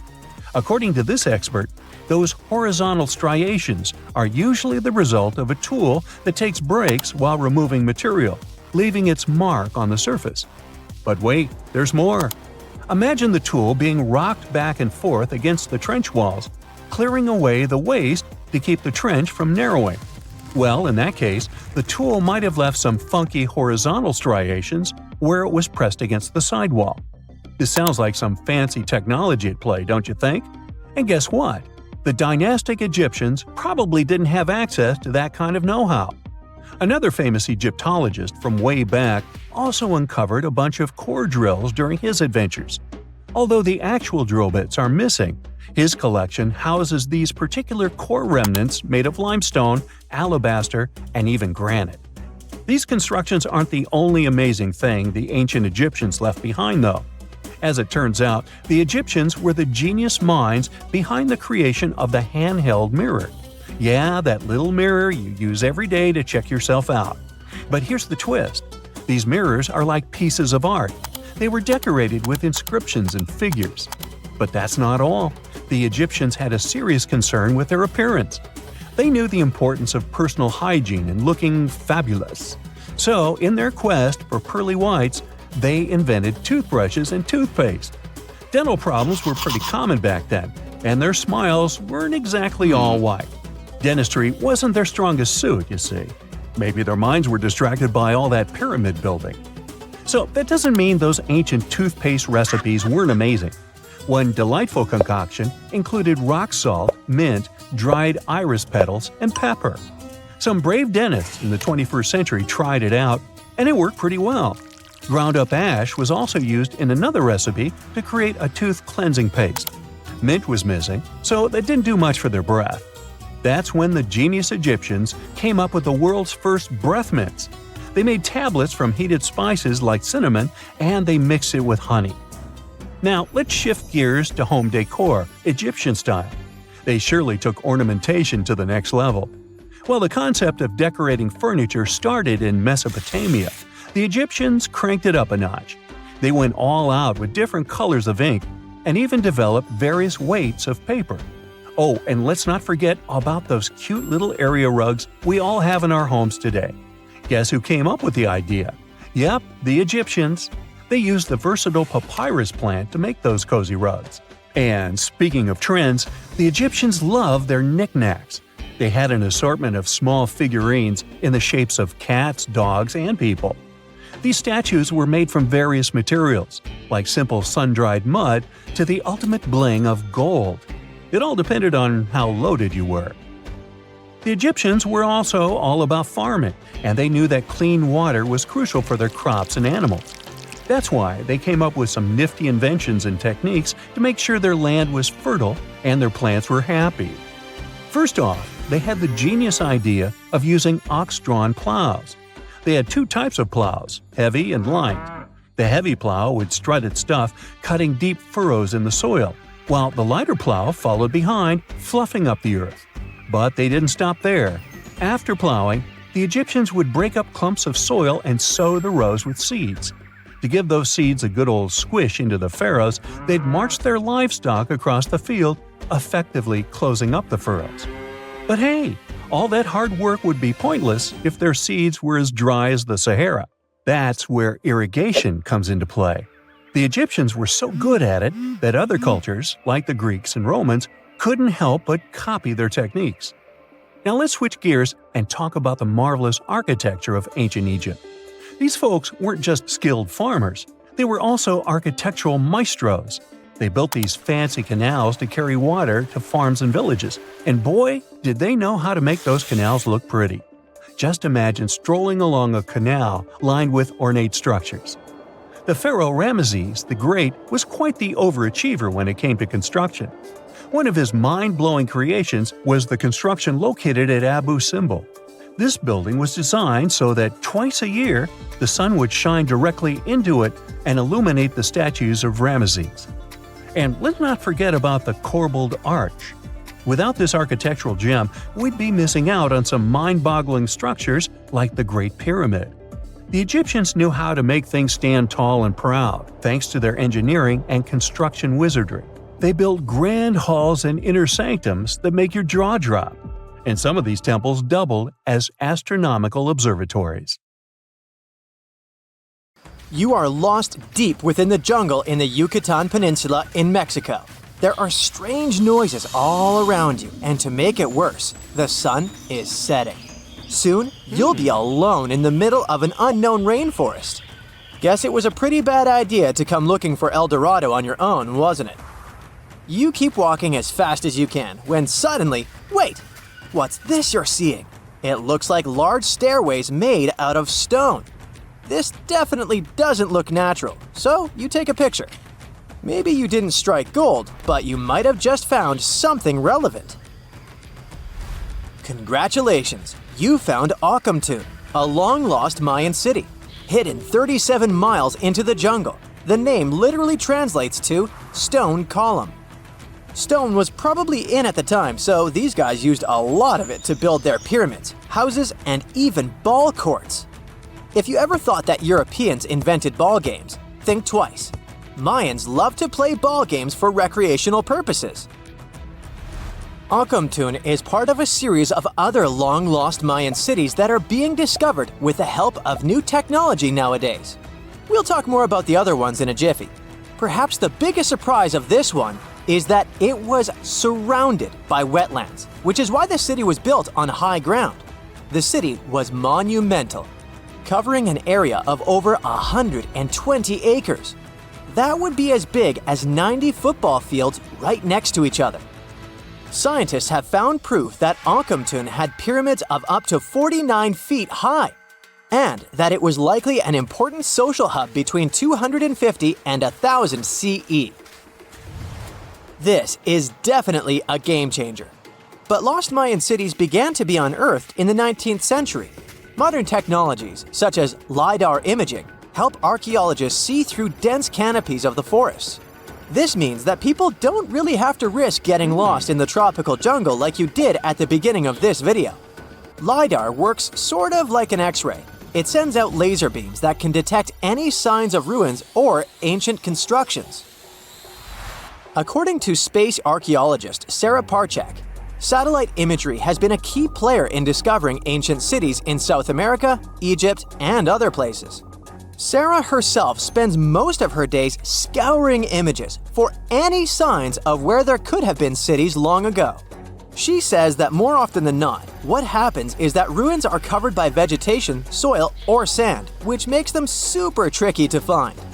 But thanks to these awesome tools, scientists also made the huge discovery of ancient Mayan causeways, which spread throughout old Mayan territories. I mean, take a look at these roadways. You'd expect to see ruins like this in places such as Portugal, England, or the United States. I'm talking about 130 feet wide roads painted white to help travelers journey through the nighttime. Scientists recently unearthed a 110-mile network of roads such as these, and they think this dates back to before the first registered Mayan highways we've known so far. These roadways, which sometimes ran over the swampy ground and were even elevated at times, are being called the world's first superhighways. Even if there is no registry of animal-powered vehicles, it's believed that the Maya used them to travel around a network of possible 964 settlements.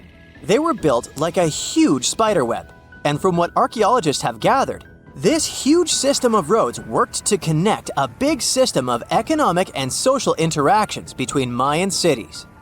This completely debunks the traditional idea that the Mayan pre-classic period, which dates back to 2000 BCE, was made of small, tribal settlements. Imagine the manpower and engineering ability you need to muster to build something close to these white highways. Scientists believe that these causeways were built pretty much the same way as the Mayans built their pyramids, with a mixture of mud and quarry stone. Oh, and using several layers of limestone to make them white. That's pretty cool, right? But let's take a few steps back for a moment to get some context. The Mayans were one of the biggest pre-Columbian civilizations living in the Americas. Until now, experts believe that at its apex, the Mayan civilization consisted of over 40 cities with a population of millions of people. That's a lot of folks. Their civilization spanned Mexico's Yucatan Peninsula, Guatemala, and Belize. And they survived mainly on agriculture. The thing is, the Yucatan Peninsula was an extremely difficult place to grow crops. So the Mayans had to develop a complex irrigation system in most of their cities. They built a series of ceremonial buildings, pyramids, and plazas. The Mayans might have been keen pyramid builders, but they also developed an advanced astronomical system. With whatever ancient technology they had, they were able to predict the exact location of planets such as Venus and Mars, as well as the exact dates of eclipses. If you've ever seen examples of ancient Mayan cities, this is Tikal. Located at the heart of the Guatemalan jungle, Tikal is believed to have been the capital of the ancient Mayan conquest state. At its height, it was comparable in importance to cities such as London or New York in today's world. It's composed of a series of complex monuments. The North Acropolis is one of Tikal's most ancient complexes of monuments. Built solely by human hands around 350 BCE, it served as the resting place of kings and chiefs. Its monuments are up to 200 feet high. Back in the day, the step pyramid temples were painted a beautiful red. Mayans loved that color. Today, of course, you'll only see the limestone. Then there's Chichen Itza. It's got one of the best preserved pyramids on Earth to date. Located in Mexico's Yucatan state, this Mayan city is well over 1,500 years old. At its peak, it was home to 35,000 people. The site covers 4 square miles of land. The highlight is El Castillo, a tremendous step-like temple standing 80 feet above ground. Its most peculiar feature is that it has 91 steps up each of its 4 sides, including the upper platform, which makes for 365 steps, the same number of days as the solar year. You can see that these folks were a pretty big deal, huh? That's why nobody can really understand what happened to them. There's a big lack of evidence on the decline of this almighty empire. What could have been the cause of their demise? Was it a drought? New research in 2017 did bring some new discoveries into the mix. Using data from a site at Ceibal, located at southwest of Tikal, scientists analyzed radiocarbon data from ceramics and archaeological excavations to extract new information about the unexpected demise of this great civilization. The information shows that instead of a sudden collapse, the Mayans most likely fell in waves of social instability and political crises. These events are believed to have deteriorated Mayan city centers and began causing the dispersion of the Mayan population. It's hard to pinpoint the exact causes, though. But hey, recent discoveries are shedding a big light on humanity's past. Not only about the Mayan Empire, but about other long-lost civilizations of South America. A major recent discovery in Brazil was done using satellite imaging technology and is also shocking scientists. Some images from near the Xingu River, also in the Amazon, suggest that cities of millions of people might have existed inside the jungle, way before our modern civilization ever existed. I mean, if this doesn't shock you, I don't know what will. Satellite imagery also detected a network of trenches dating back to 200 and 1200 CE in the Bolivian Amazon forest. These proofs suggest settlements that could have supported around 60,000 people right in the middle of the Amazon forest. When researchers from the University of Florida went on ground to check the satellite information, they were shocked to find several mounds that were accompanied by ditches and geoglyphs. Archaeologists also found remnants of carefully designed walls centered around plazas, much like the type of construction done by the ancient Mayans. Tunnels, metro, underground systems, and even secret passageways to the houses of the rich and famous. Why else do we need tunnels, you may wonder? To hide. Many cities have underground tunnels and even underground doppelgangers. Now let's make it clear.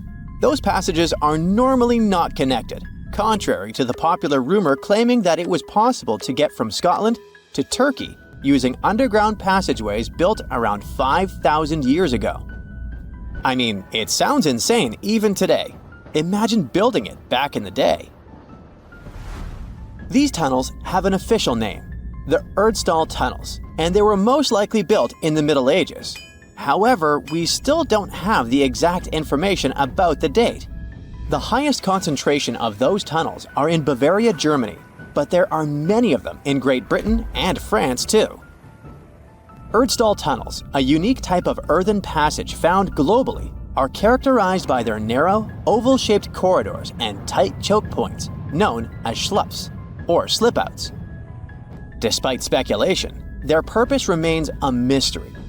However, some of those tunnels have fireplaces and even vents, which might mean those were used primarily for shelter. Dating back to the Middle Ages, possibly as early as the 12th century, Erdstall tunnels lack archaeological signs and historical records, so it's not a surprise that there are many rumors about their use. Some scientists are sure those were storage spaces, though their narrowness makes this impractical.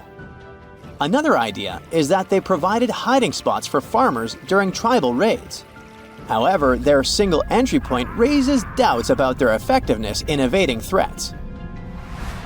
Now, if you're feeling like Indiana Jones and want to venture into those tunnels, you're in luck. A few structures, like the Erdstall Radkobluken in Austria, welcome visitors to explore these enigmatic structures. Most of them are closed to the public eye, though. The origins of Erdstall tunnels remain largely unknown, just like their real functions. And if you think, hey, it's the 21st century here, we can study pretty much everything, well, you're wrong. What makes these tunnels hard to study are the tight confines. Traditional surveying methods often prove inadequate in such spaces. To solve this problem, scientists use a handheld device that integrates an RGB camera, a gyroscope, and high-resolution depth sensors, allowing them to capture intricate details of the tunnels. They also use modern techniques like 3D surveying in hopes of uncovering the true origins and purposes of those tunnels. One hypothesis even suggests they may have been poorly conceived dwellings, abandoned when their inadequacies became apparent. Still, not everyone quite agrees with this idea. Other theories suggest they served spiritual purposes, while the most intriguing idea speculates that those tunnels may be remnants of extraterrestrial civilizations. Experts believe they may have been used for practical matters, such as granaries or hiding spots from looters. As we don't have exact info on who built it and when, it may be pretty much anyone, even a sloth. Nope, I'm not a lunatic. Sloths can build giant tunnels. Check this out. In 2009, a farmer in southern Brazil was driving his tractor through a cornfield when it suddenly sank into the ground. He quickly discovered he had broken through the top of an underground tunnel. When researchers came to investigate, they found a tunnel around 6.5 feet high and the same 6.5 feet wide, extending about 50 feet long right beneath the farmer's house. When they looked closer, they instantly saw deep claw marks on the walls. That was the proof the tunnel wasn't human-made. So that thing the farmer uncovered was a megafauna paleoburrow, a prehistoric tunnel dug by ancient creatures like giant ground sloths or giant armadillos from over 10,000 years ago. I know, it's hard to imagine those beasts, but let me help you. Take a hamster. Now, increase it to the size of an elephant. Don't forget, this 13-foot tall hamster could also walk on 2 legs. During their time, around 15 million to 10,000 years ago, many species of sloths and giant armadillos roamed the Americas, some even digging similar tunnels. Today, many of these tunnels are filled with sediment, though some remain clear, similar to the one the farmer discovered. This 2009 find sparked significant interest, leading to the discovery of over 1,500 paleoburrows across southern Brazil, making it the era with the highest concentration of such sites worldwide. But no one knows exactly why there are so many of them in southern Brazil. While some paleoburrows exist throughout South America, none have been found in North America, which is weird since those huge sloths roamed the entire continent. The exact purpose of these large tunnels remains a mystery, but scientists believe they may have served as nursing spaces, temperature regulation, or hibernation areas. Tunnels likely developed over centuries as successive generations of sloths and armadillos expanded them. Now, let's take a look at fugus. No, not the Japanese fatal delicacy, and no, not a town in New Guinea. To see them, we gotta travel to the UK. So fugus are underground structures too, but they don't look exactly like tunnels. They are dry stone structures. They look as if a cave had been decorated with stones from the inside. There are only around 15 of them found so far, and most of them are located in Cornwall.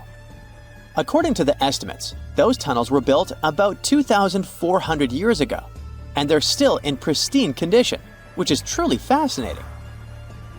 I mean, back in the day, people had no cool machinery whatsoever, yet their structures still last.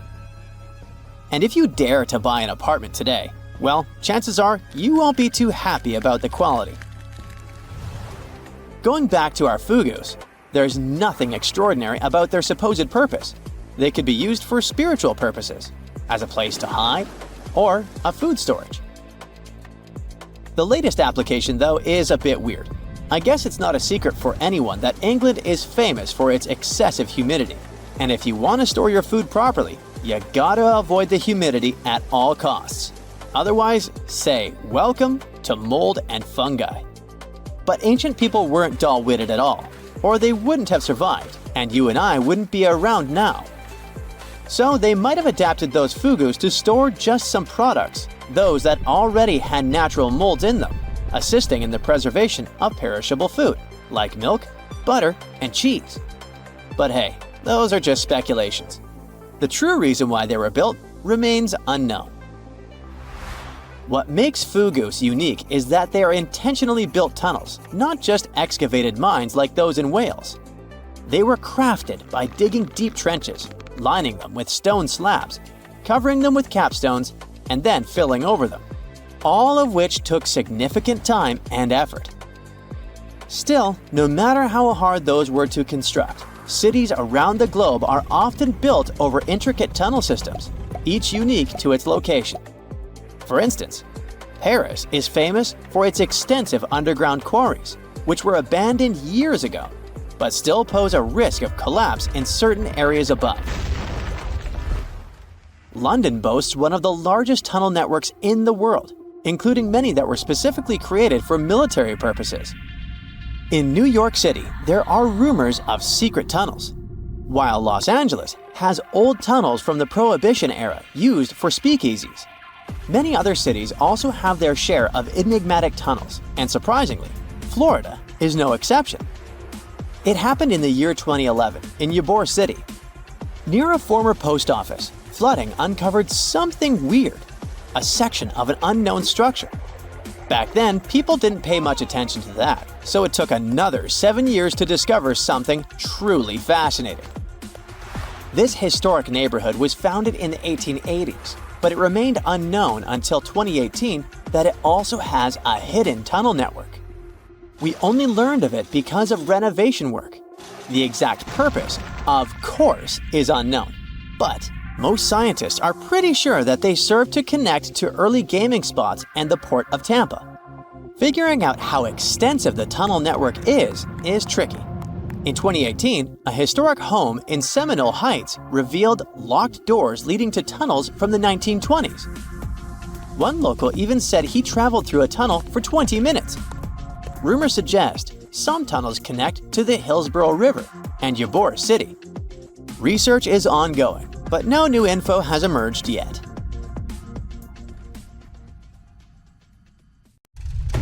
Hey there, curious history buffs. Have you heard the legend of the ancient race of giants of Nevada? Yes, I'm talking about actual giants that allegedly lived thousands of years ago. Now I know what you're thinking. Giants, really? Well, archaeological finds add fuel to this debate too. And here's where it gets interesting. Lovelock Cave was indeed used as a burial site, and some of the remains found there are much larger than average human bones. The cave is by the Humboldt Sink in western Nevada. It was once part of an enormous lake, which eventually dried up, leaving a number of smaller ones, including the Humboldt Sink. The cave became the home of the Site-Ka tribe. According to the legend, these red-haired giants were so big that they had to be buried in the cave itself.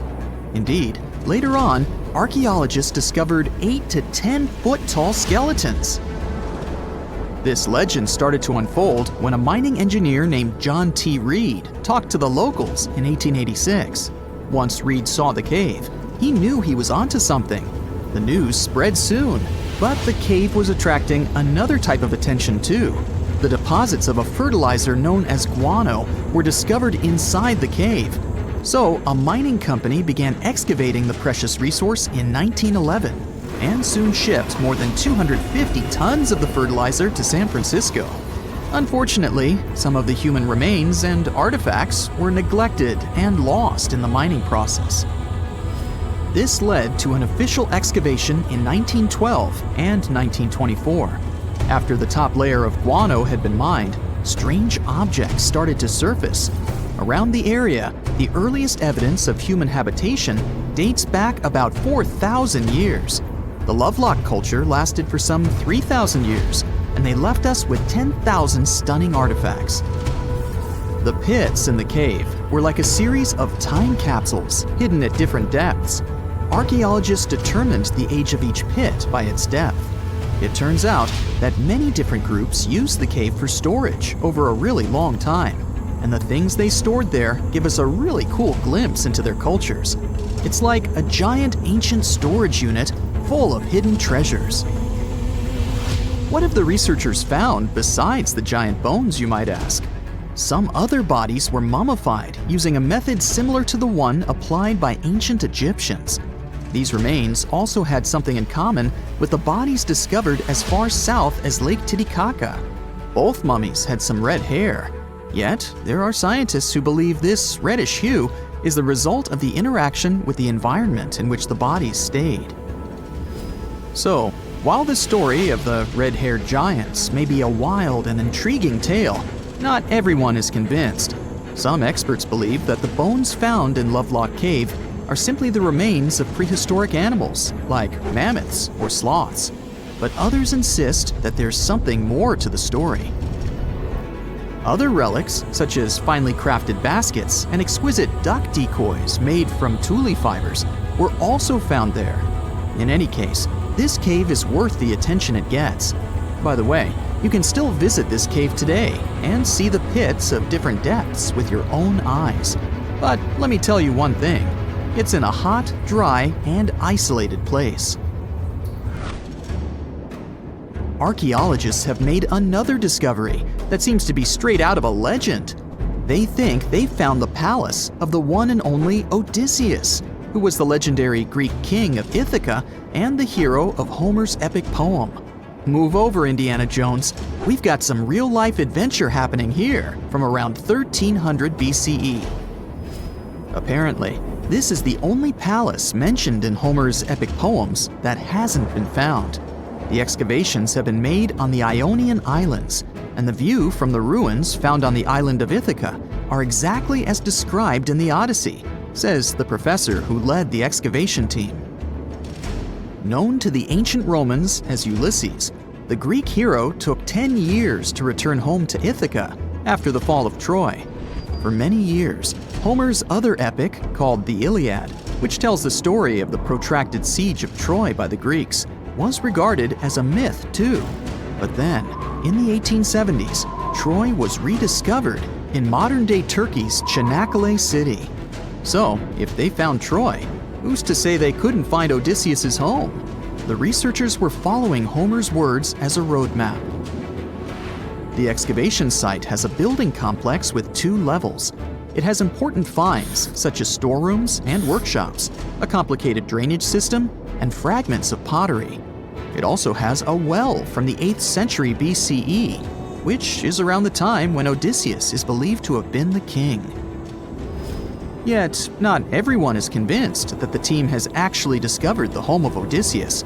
A British researcher named Robert Biddlestone insists that Homer's description of ancient Ithaca isn't very similar to the island that now has its name, and that Odysseus' kingdom was actually on the Isle of Cephalonia. However, Italian archaeologist Adriano La Regina might have a more realistic approach to this debate. He says that whether this find has a connection to Ulysses or not, what's more important is the discovery of this royal palace. Once upon a time, in a land far away, the Klamath Indians spread a legend about the creation of Crater Lake. Okay, maybe this land is not that far away, and it still exists. You can find it in south central Oregon, in the western United States. Anyway, the legend has it that this lake was formed in a vicious battle between 2 volcanoes, Mount Mazama and Mount Shasta. Then the spirits of Earth and the Sky, which are Lau, who ruled the below world, and Skel, the chief of the above world, joined the fight. It turned into a geological drama. During the battle, darkness veiled the land. The fight was over when Mount Mazama collapsed and sent Lau back into the underworld. Then the rain filled the pit and created a lake in the place where the mountain had once stood. Flash forward to our time. Scientists have discovered that Mount Mazama did erupt 7,700 years ago. Artifacts found in the area prove that the legend indeed contains some details about the explosion. The tale says that red-hot rocks were flying through the sky. This happened during the volcanic eruption that caused the mountain to collapse. This created the volcanic caldera, which later on got filled with water. What makes this legend came true story unusual is how long it has existed. According to researchers, these types of verbal stories lose their credibility within 600 to 700 years. That's why the legend about the creation of Crater Lake is so unique. So many generations, for hundreds of years, have been accurately passing down the information. This volcanic crater lake is now in a national park. It's famous for its deep blue color. The water in it is extremely clear. If you visit it today, the water you'll see won't be the same as for someone who will visit the place 250 years later. Because there are no rivers flowing into or out of the lake, the existing water evaporates and the lake gets filled again by rain and snowfall. Basically, every 250 years, the water is replaced.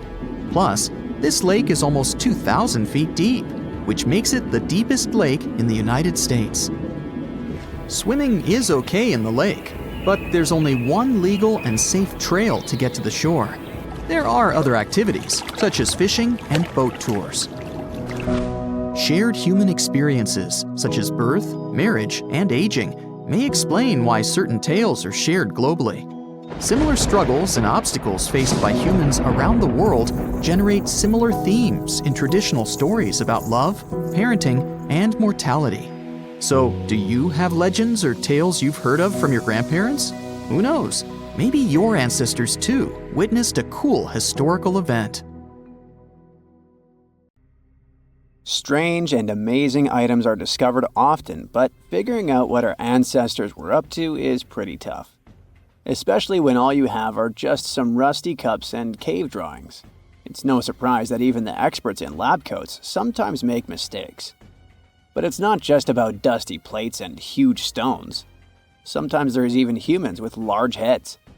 So grab your digging tools and let's travel back to ancient times to explore incredible societies that even scientists can't fully explain. Sardinia may look idyllic now, but I'm not gonna lie, I wouldn't fancy visiting it 3,000 years ago. Rumor has it, terrible giants roamed around this island back then. People even talk about finding human skeletons over 13 feet tall there, although nobody's ever shown anything to prove it. But the stories will make you wonder because some weird stuff has definitely happened. In 1974, over 5,000 pieces of broken stone artifacts were found in a part of the island called Monte Prama, but instead of being displayed in a museum, they were locked up in an underground vault for about 30 years. Sounds a bit suspicious, doesn't it? When they were finally displaced in 2005, scientists put the pieces together to find statues of 38 giant men standing 8 feet tall. Not quite as tall as the legendary skeletons, but still pretty huge. It's thought these statues were made by the Nuragic people, who lived on the island a long time ago. Besides giant statues, they also built over 8,000 massive stone buildings. Perhaps Nuragic weren't giants themselves, but they definitely liked their things big. I do too. I like a big number of likes on our videos. That would be pretty great. Thank you if you liked this and subscribed. Now back to the video. You and I are pretty smart, but we might not be the smartest humans ever. Actually, we might not even be the smartest species. Since 1913, some skull fossils found in South Africa have hinted at a possibly smarter contender called Boskop Man. This human-like species might have lived as recently as 10,000 years ago. Their skull suggests they had really big heads, which means their brains could have been 30% bigger than ours. Wow! Their average IQ could have been around 149, making them among the smartest 0.05% of people today. But if a Boskop Brainiac was so much smarter, why are they not around and we are? Well, bigger isn't always better, you know. Our brains are a lot bigger than our ape relatives, mainly in the prefrontal cortex. This part helps with high-level tasks like making decisions, remembering things short-term, and being aware of ourselves. The parts of the brain that handle our senses and movements haven't really grown much. So, maybe the Boskops spent too much time dwelling on the past rather than doing practical things like hunting. But this is all just guessing. We really don't know what happened to these clever cousins of ours. Some people even argue that Boskops weren't any different from us, with the only evidence being parts of skulls. The jungle is huge. Did you know the Amazon rainforest is home to about 30% of all the world's plant and animal species? That's impressive. However, the history of one native species, humans, has long puzzled scientists. The mysterious Kasarabe people lived here for hundreds of years and then vanished around 1400 AD. People thought the Amazon only had a few scattered tribes, but recently we discovered big, unusual shapes in the ground called geoglyphs. These might look like simple shallow ditches, but they're actually the remains of a vast civilization that spread over 5,000 square miles and includes about 450 markings, some as wide as 1,300 feet. That's insane! They likely contained ceremonial buildings and could have hosted up to 1 million people as recently as 550 years ago. Thanks to new technology like LiDAR, which uses a safe laser to map the forest without harming it, we can explore deeper. In 2019, some scans showed miles of raised roads and pathways and even pyramids over 70 feet tall. They found 26 separate settlements, 2 of which were at least 250 acres each. Damn, that's like 330 soccer fields. It's not certain what happened to the Kasarabe people. Maybe European conquistadors drove them out. Maybe the most baffling ancient civilization is one we've never actually found a trace of. Yep, I'm talking about Atlantis, the grand city that supposedly sank into the ocean. The first mentions of Atlantis come from the ancient Greek philosopher Plato, who talked about a great city near the Strait of Gibraltar. But for ages, everyone just thought Plato made up Atlantis as a perfect version of his own Athens. So why, about 12,000 years after it supposedly vanished, do we still wonder if it might be real? Well, in the 19th century, U.S. Congressman Ignatius Donnelly wrote a book giving 13 reasons why he thought Atlantis was more than just a myth. Then, in 1965, some folks thought they actually found Atlantis when they discovered the Richat structure, a massive 25-mile-wide dome in Mauritania, Africa. It's so big that you can see the whole thing from space. 2 astronauts flying over the Sahara Desert spotted this giant eye staring back at them and thought they'd made the discovery of a lifetime. Unfortunately, there's no solid evidence linking this structure to Atlantis. It's believed to have formed from volcanic activity about 100 million years ago. But it does look suspicious, doesn't it? Still, we're no closer to knowing the truth. Imagine going back to about 3,300 BCE and finding yourself in South Asia. Welcome to the Harappan civilization. These people were way ahead of their time. They had cities like Harappa and Mohenjo-Daro, complete with baked brick houses, sophisticated drainage systems, and even public baths. This place might have had over 5 million people, making it one of the densest regions at the time. They also invented a system of standardized weights that was incredibly useful for traders. And trading they did. These people had connections stretching all the way to the Middle East, thanks to their great skills in metallurgy. They even had a form of ancient branding. The seals were used to stamp clay on tray goods. Despite being so advanced with a thriving urban life, there's a whole bunch of mystery shrouding their language and script. We've got bits and pieces of their writing, but no one's deciphered them yet, even with all the technology we have today. We also still don't know how exactly their society worked. It looks like they didn't flaunt their social status as much as other civilizations. No grand palaces or massive monuments. Instead, their largest buildings might have been granaries. They sure were practical. Unfortunately, all good things must come to an end. Around 1800 BCE, this bustling civilization started to decline, possibly due to shifts in river patterns. As the environment changed, the Harappans packed up, moving towards more hospitable lands. Ever heard of the Minotaur? The beast with a bull's head and a man's body, hunting the bravest travelers in a massive maze. Well, this wasn't just any old tale. It was one of the most popular dramas of the ancient world. And it was inspired by this place, the island of Crete. The Minoans lived here during the Bronze Age. They had stunning palaces, amazing frescoes, and a culture so rich it still fascinates historians to this day. They built places like Knossos, which was so complex with its multi-story buildings and elaborate hallways that it might have inspired the whole labyrinth myth. Their engineering was so ahead of its time that even their drainage systems were more advanced than what many of us have today. Let me know in the comments which of these stories you find the most fascinating, and thanks for watching. Hey, how do you feel about taking a trip back in time? We're diving into the history of the Amazon forest to unravel the mystery of its lost cities. Grab your bug spray and hop on. The Amazon forest is the world's largest rainforest. The environment there can be extremely challenging for human life. Yet, the legend goes that the Amazon has been home to sprawling settlements rich in unmeasurable wealth. Could that really be true? Or is that none other than a figment of our collective imagination? The legend of El Dorado might be the myth that started this whole thing. As European explorers began their excavations in American lands back in the 1500s, word got out of an Amazonian civilization that used to paint their leader in gold as an offering to higher powers.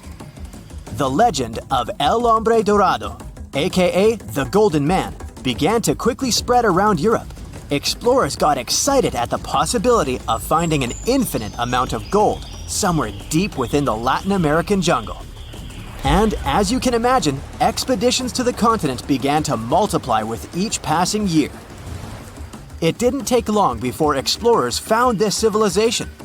They were known as the Muisca people and were located in Colombia, near Lake Gudavia. The Muisca people had a tradition of painting their leader, aka the Zipa, from head to toe in gold. In a ceremonial gesture, the Zipa would swim into the river, spreading gold dust all over the lake. For the Muisca, this was their way of acknowledging and thanking the higher powers of the universe they believed in. When European explorers heard and witnessed this practice, they were amazed. For them, gold was used solely for commercial purposes as their main currency for trade. This made them think that the Muisca people must have stacks and stacks of gold hidden somewhere in the jungle for them to use it so abundantly. Well, that's how the legend of El Dorado was born. What was once the practice of El Hombre Dorado traveled on word of mouth until it became El Dorado, a fictional city that was most likely to hide piles of gold. The hunt for this city led Europeans to spend large amounts of money to scour the Amazon forest. Unfortunately, all of their expeditions came back empty-handed. That is, if they ever came back at all. Now, jump to the beginning of the 1900s. In England, the Royal Geographic Society, a prestigious British institution, was looking for somebody willing to travel down to Latin America to trace the border between Brazil and Bolivia. More specifically, the part of the border that is nestled deep within the Amazon rainforest. One Sir Percy Fawcett was a Latin American aficionado, and he gladly volunteered to do the job. Oh, it's important to note that the Amazon forest is virtually the size of the continental USA. It sprawls across 8 countries, including Brazil, Peru, and Bolivia. And trust me, getting around is no easy feat. The jungle is covered in dense vegetation, and in addition to that, it's home to insane predators such as anaconda snakes, panthers, crocodiles, piranhas, and so on. But despite all that, Fawcett was very successful in his mapping adventure and seemed to be wanting to come back more. Back in England, Fawcett would scour diaries from other explorers hoping to learn more about the ancient Amazonian civilizations. He would read about the Incas and the Mayans and the great empires they built. He believed that if the Incas were capable of building empires that stretched over 2 million square miles, this could mean that other Amazonian civilizations could have thrived there too. During his research, Fawcett came across a report from a 16th century explorer. The report told of a city deep within the Amazon forest that held unimaginable quantities of minerals. A town that stretched for 15 miles without any space from a house to house. This report fueled Fawcett's imagination to a new extreme. From then on, he became obsessed with finding what he called the lost city of Z. Over years, Fawcett searched the Amazon forest, usually looking for stone ruins that could possibly indicate human settlements. On his later expeditions, he focused on exploring the state of Mato Grosso in central Brazil. He would travel from Europe and into the lower region of the Xingu River. The trip to the Xingu would take him around 14 days on foot. Then, he would set sail in small wooden boats accompanied by local indigenous leaders that knew the region better than anyone. How he communicated with the indigenous population is still a mystery, since they only spoke in local dialects. Some scientists believe that this could have been the real reason why he never found the city. They believed he wasn't able to communicate what exactly he was looking for. And this was not his greatest difficulty. As we've said before, Amazon is not a kind place for its visitors. In his diaries, Fawcett tells of encounters with a 60-foot-long anaconda, which he bravely survived. He writes of endless sleepless nights and waking up with his hands and feet swollen from mosquito bites. Some of his peers said he was invincible and tireless, but the day came during his 8th expedition when he didn't make it back home. Fawcett disappeared without leaving any trace behind.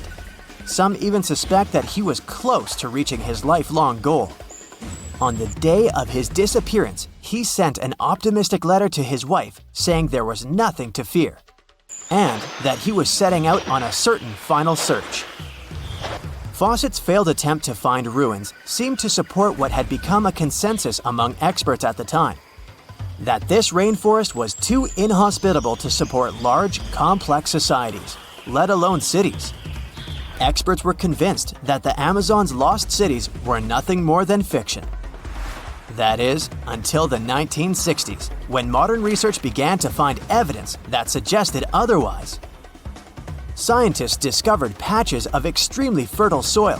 They called it Black Earth. And apparently, they found lots of it in the Amazon, especially alongside rivers. Further research even showed that such soil was created by human waste or the intentional burning of forests, which adds nutrients to the soil below, which could only mean bingo! The discovery of Black Earth was the evidence that large-scale agriculture was possible and probably did exist amidst the Amazon, confirming that settlements could have formed there after all. In the 1990s, along the Xingu River in Brazil, a team of archaeologists from the University of Florida made a remarkable discovery. Working alongside local indigenous people, they found very long ditches.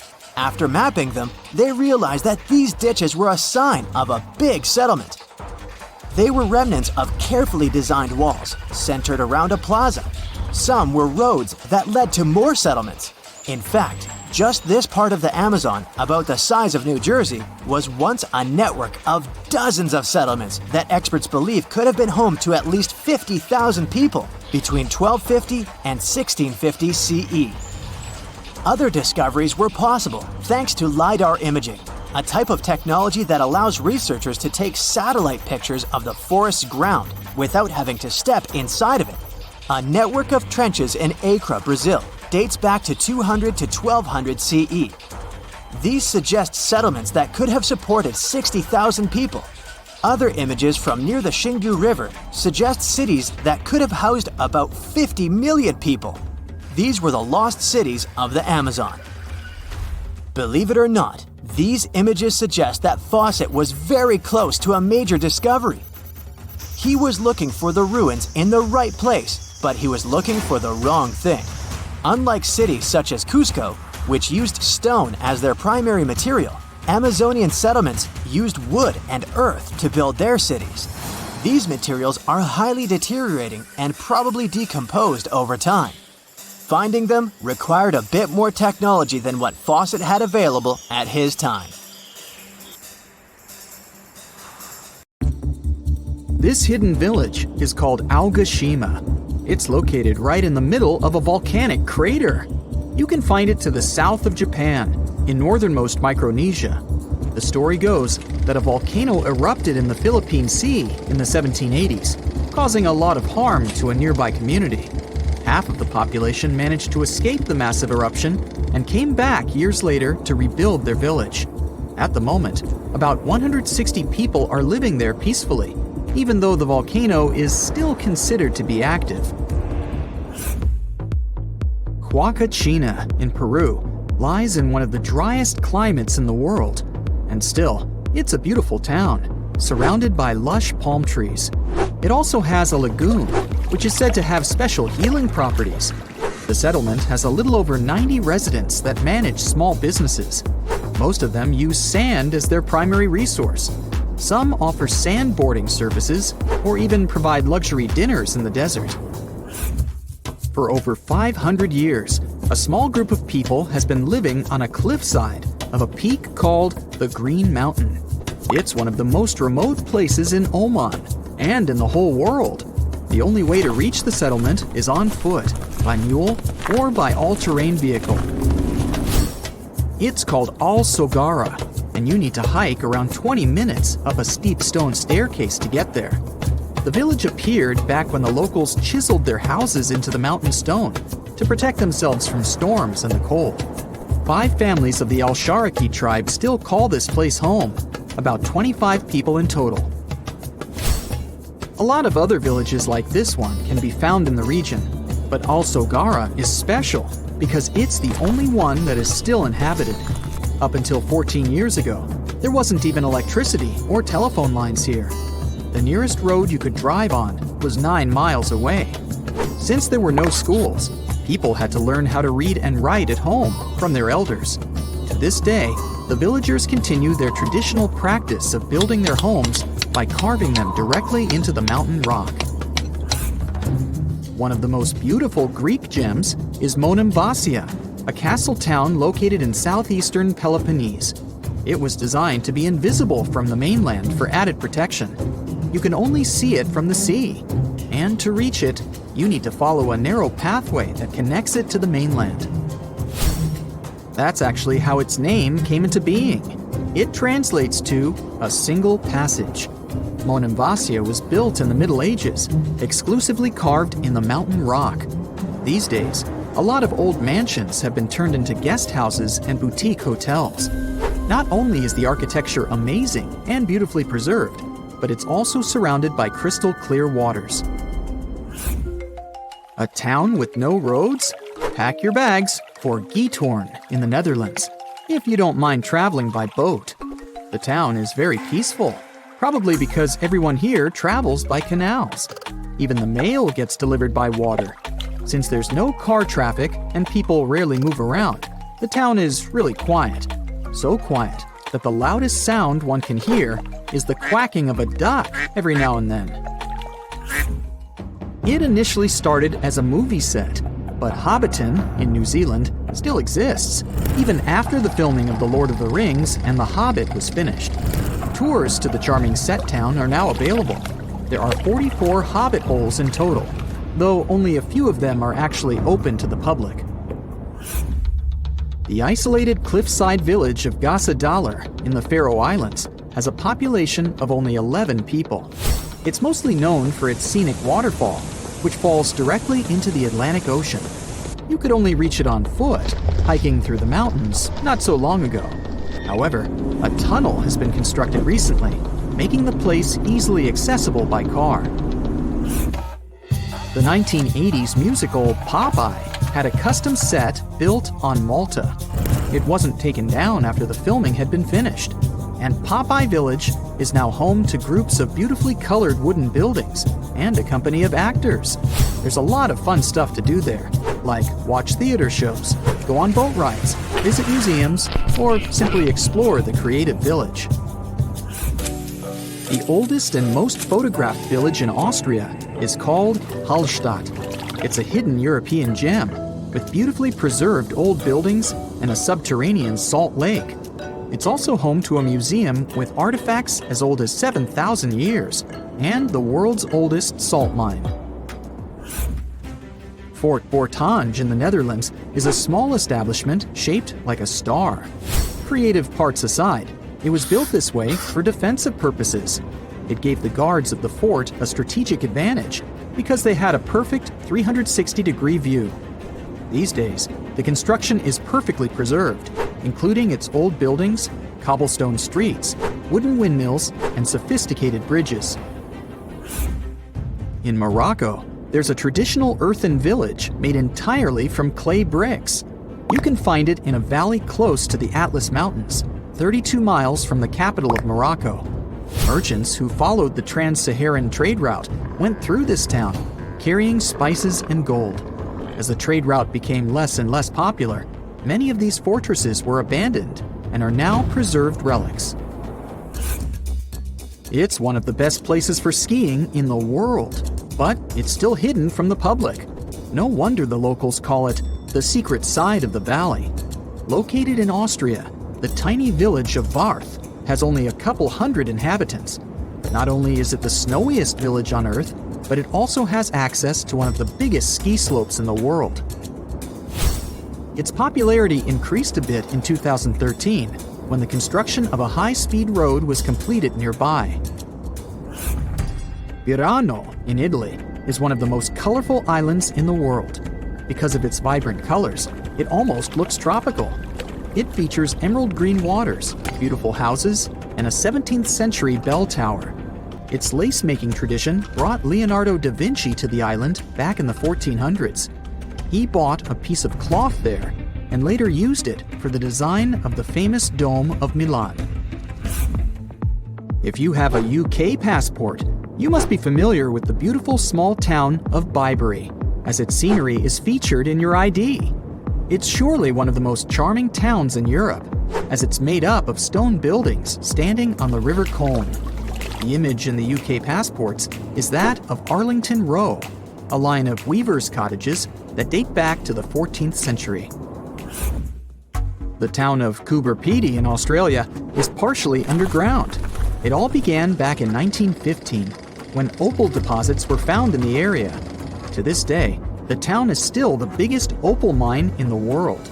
People living there figured out that it would be more comfortable for them to stick to the underground, as the temperatures outside can reach 125 degrees Fahrenheit.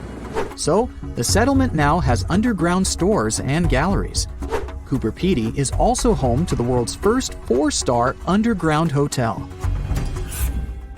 To visit the most remote location in the whole world, you'll need to prepare yourself for quite a journey. If you're traveling from the United States, for example, the easiest route is a 15-hour-long flight to Cape Town, South Africa, followed by a 6-day boat ride. Only after that will you reach Tristan da Cunha. Or you can take a month-long cruise across the South Atlantic Ocean, whatever works better for you. Planning in advance is a must, since there are only 9 boat trips to the island yearly. The island itself is just 7 miles long.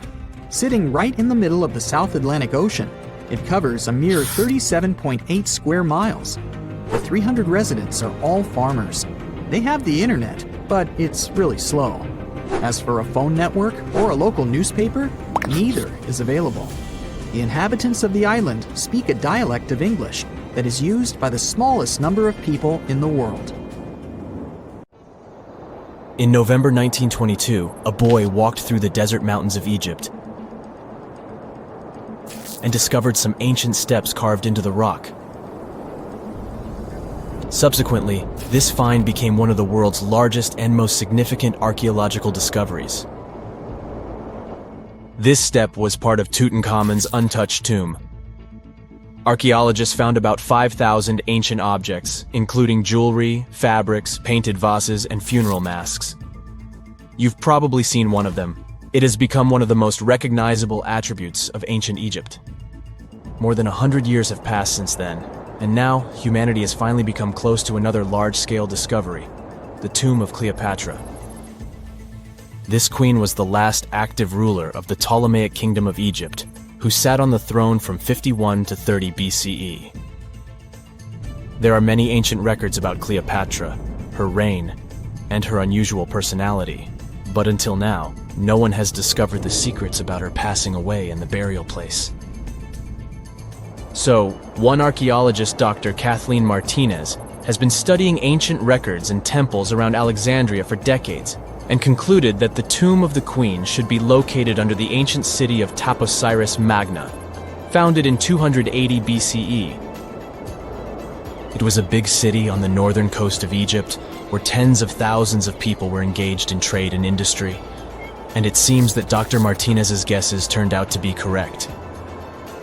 She and a group of archaeologists have discovered a secret underground tunnel near Alexandria, with a length of about 0.8 miles.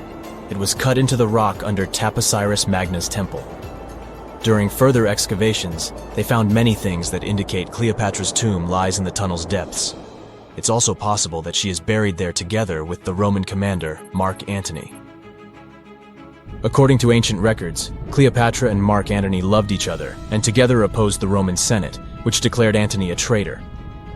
The fact that natural disasters have occurred on the territory of Taposiris Magna for thousands of years can complicate the excavations. Earthquakes and floods destroyed the city and possibly flooded its underground tunnels. But archaeologists hope the ancient tomb remains untouched, and that it hides many treasures and records about the royal life of ancient Egypt during the reign of the last dynasty. There's a chance that excavations will go underwater and in the mud. This will require much time and funding, but archaeologists are sure it's worth it. Anyway, it's too early to say that Cleopatra is really buried there, but scientists have found many things in the tunnel that confirm this, including clay pots, dozens of coins with the image of Cleopatra and Alexander the Great, as well as a bust with the image of the Egyptian queen. Cleopatra is still one of the most popular personalities in Egypt, on an equal footing with Ramesses III and Tutankhamun. She inspired many films, paintings, and books, but what made her so popular? She became famous for her inconsistency. She was a beautiful, intelligent ruler who pulled Egypt out of the crisis and made it a prosperous power. Medieval Arabic texts say she knew chemistry, mathematics, and philosophy, and may have written several scientific books. She knew several languages and had excellent diplomatic skills. At the same time, there are many legends that she was a femme fatale who drove many men crazy. However, there's no evidence that her beauty was incomparable. The image of a stunning model was created by Hollywood when it made several films where famous actresses performed the role of Cleopatra. And the Roman Emperor Octavian, the adopted son of Julius Caesar, specially created the image of Cleopatra as an insidious seductress because he was her enemy. Even though she was born in Egypt, Cleopatra wasn't an Egyptian. Her ancestors were Greeks, among whom was one of the generals of Alexander the Great. However, the people of Egypt loved her. She learned the language and was very sensitive to the traditions of this country. She knew the history, mentality, and customs of ancient Egypt well. She raised the level of its economy and strengthened its status as a world power. Much of this was made possible thanks to her cunning and impressiveness. She loved theatrical performances and lavish celebrations. She knew how to surprise people and put on a show. But behind the exterior image of a luxury lover was an intelligent and calculating ruler. Ancient Egypt was a rich, luxurious country, and Cleopatra did everything to increase its wealth and strengthen its position in the international arena. For example, she was once in conflict with her brother Ptolemy XIII. The queen knew that she wouldn't be able to resist him, so she decided to attract Julius Caesar to their side. The Roman emperor arrived in Alexandria, where Cleopatra wanted to meet him, but Ptolemy knew about her plans and was about to prevent her from coming to Caesar. Then, instead of a rich and noisy arrival, Cleopatra decided to make her visit inconspicuous. She wrapped herself in a carpet or linen bag the emperor's servants carried into Caesar's private chambers. Cleopatra emerged from the carpet and impressed the Roman emperor with her beauty and determination. As a result, they fell in love with each other and became close allies. After some time, she impressed another influential Roman for diplomatic purposes. She arrived to meet Mark Antony on a golden barge with purple sails and silver oars. Cleopatra was dressed in the image of Aphrodite and sat under a magnificent canopy. Her servants dressed like cupids and were blowing her fan and burning incense. But Cleopatra created such a show for a reason. She knew that Antony revered Greek mythology and considered himself the embodiment of Dionysus. As a result, he was so impressed with this woman that he ended up marrying her. Cleopatra defended her crown, strengthened her alliance with Rome, and bore Antony 3 children. In Egypt, they threw big parties and enjoyed wealth with power. However, the relationship of a high-ranking official with the Egyptian queen caused a scandal in Rome. Octavian was Antony's primary opponent in the struggle for power, so he exploited the situation to darken the competitor's reputation. He used propaganda to make Cleopatra an insidious seductress in the eyes of Roman citizens. He accused Antony of succumbing to her charms. The Roman Senate supported Octavian and declared Cleopatra an enemy. In 33 BCE, this conflict reached a high point when Antony's navy clashed with Octavian's fleet. The latter won and forced his enemy to flee to Egypt with Cleopatra.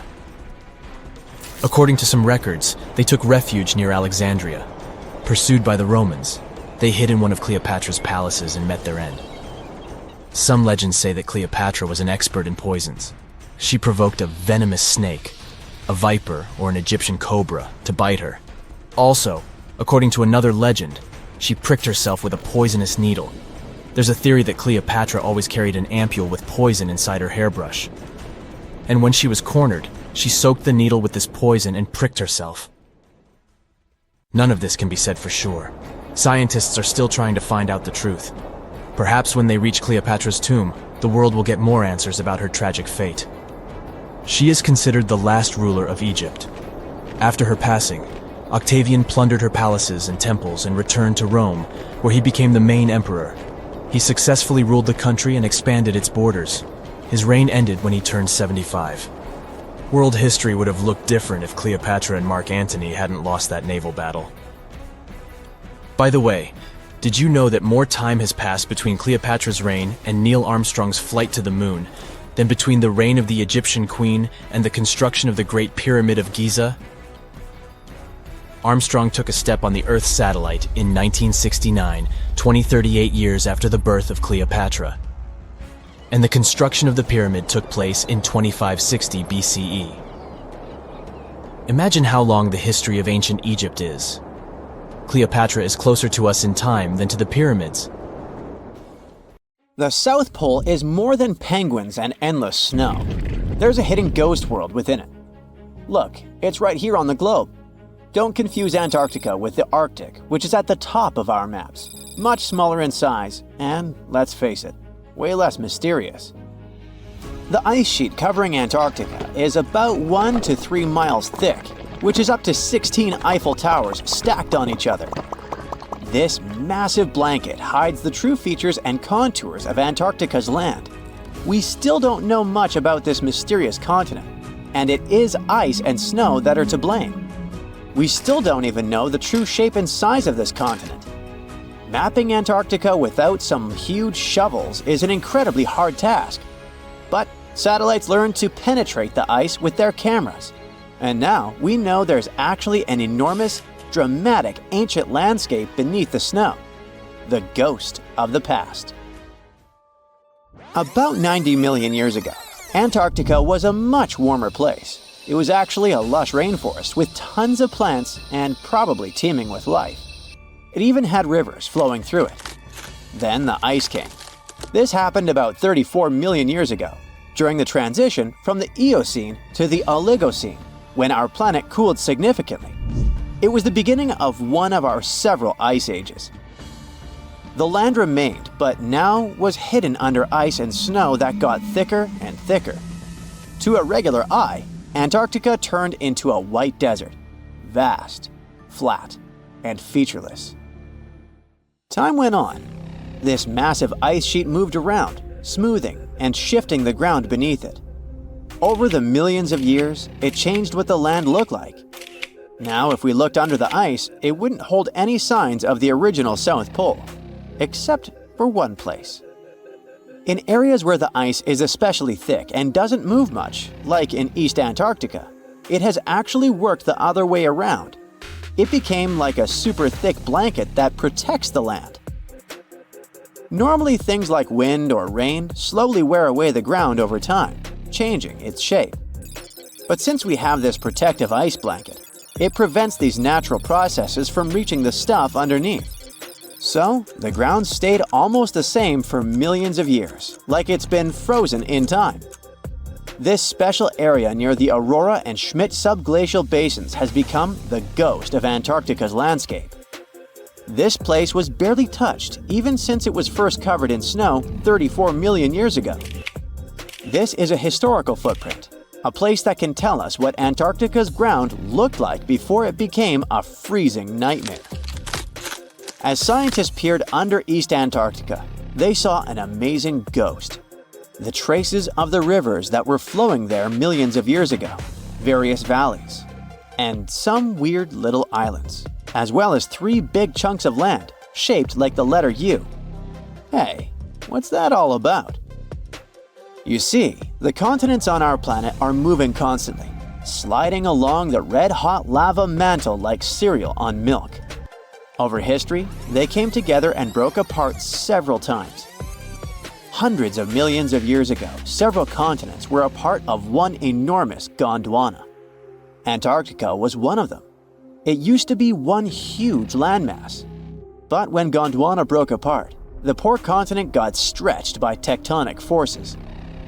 Parts of land were pulled away from each other. Whoosh! And they got torn apart. And that's how we got these big chunks or blocks of land under thick layers of ice. In any case, scientists now want to explore this ghost a bit more. But to study it deeply, they need to actually drill down through the ice, like using a straw to get to the bottom of a thick shake. This will help them pick up some rocks and dirt from way below to learn more about the Earth's history and climate. Antarctica is the 5th largest continent in the world, approximately bigger than the entirety of Europe or Australia, competing with the entire South America in size. Aside from East Antarctica, we discussed there are several more regions: Antarctica Peninsula, South Pole, West Antarctica, and the Ross Sea. The continent is basically a frozen sandbox, and all its hidden, mysterious landscape is actually less explored than Mars's terrain. We only know for sure that without ice, it wouldn't just be flat and empty, but an entire world full of big mountains, huge canyons, and even fiery volcanoes. Some of these volcanoes are so huge that they peak above the layers of snow. In West Antarctica alone, there are at least 138 volcanoes, though only about 8 or 9 are active today. One of the craziest ones is Mount Erebus, the southernmost volcano and the tallest one on the continent, about 12,500 feet high. And deep beneath the ice sheet, this guy hosts incredible, beautiful subvolcanic caves. The temperatures there are warm enough for t-shirts. The Antarctic Peninsula, or Lesser Antarctica, looks like a bunch of mountainous islands deeply underground. It has newer volcanic rocks that are part of the Pacific Ring of Fire, which is like a giant circle of volcanoes and earthquake zones around the Pacific Ocean. The Greater Antarctica is a huge part, almost as big as Australia. It consists of East Antarctica and the South Pole. Beneath the ice, it's a place of rocks that have been around for a very, very long time, including the special zone we mentioned. You probably know that Antarctica is nearly devoid of humans. No wonder, with a mean temperature of about -46 degrees Fahrenheit. But even though this place is horrifyingly cold and deserted, life still clings on. You guessed it, in the underworld. In 2017, scientists found DNA traces of algae, moss, and even possibly unknown small animals in the deep caves. That means that even in such crazy conditions, there are still unique ecosystems thriving in little isolated warm pockets beneath the snow. There was another incredible find beneath Antarctica's Ross Ice Shelf, a lively ecosystem vibing within an underground river. Scientists have long suspected that Antarctica's underworld should have some freshwater lakes and rivers. One day, a satellite spotted a groove there. They decided to explore it and used a hot water drill to melt their way through the ice. As they reached the underworld, they dropped a camera into one of those hidden fresh rivers. And at first, they thought they'd find just some rocks or something. But instead, they stumbled upon hundreds of amphipods, tiny shrimp-like creatures. Little ones instantly swarmed around the lens. Shrimps blocked the camera and scientists couldn't check out what they wanted to. Pretty funny, but at least that means that there really is an important ecosystem deep within Antarctica. Now, they're gonna explore it. And all this is just the beginning of the mysterious underworld. Antarctica's snow also hides the deepest canyon on Earth under the Denman Glacier. Well, Mariana Trench is still the deepest point on Earth, but it's a part of the oceanic crust, geologically speaking. Also, in 1958, explorers found a huge mountain range under the ice, as big and tall as the famous Alps Mountains.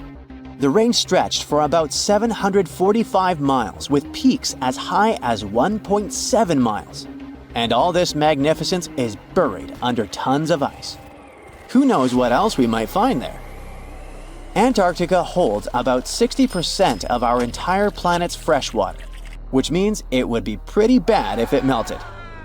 For example, there's this Doomsday Glacier, officially known as Thwaites Glacier.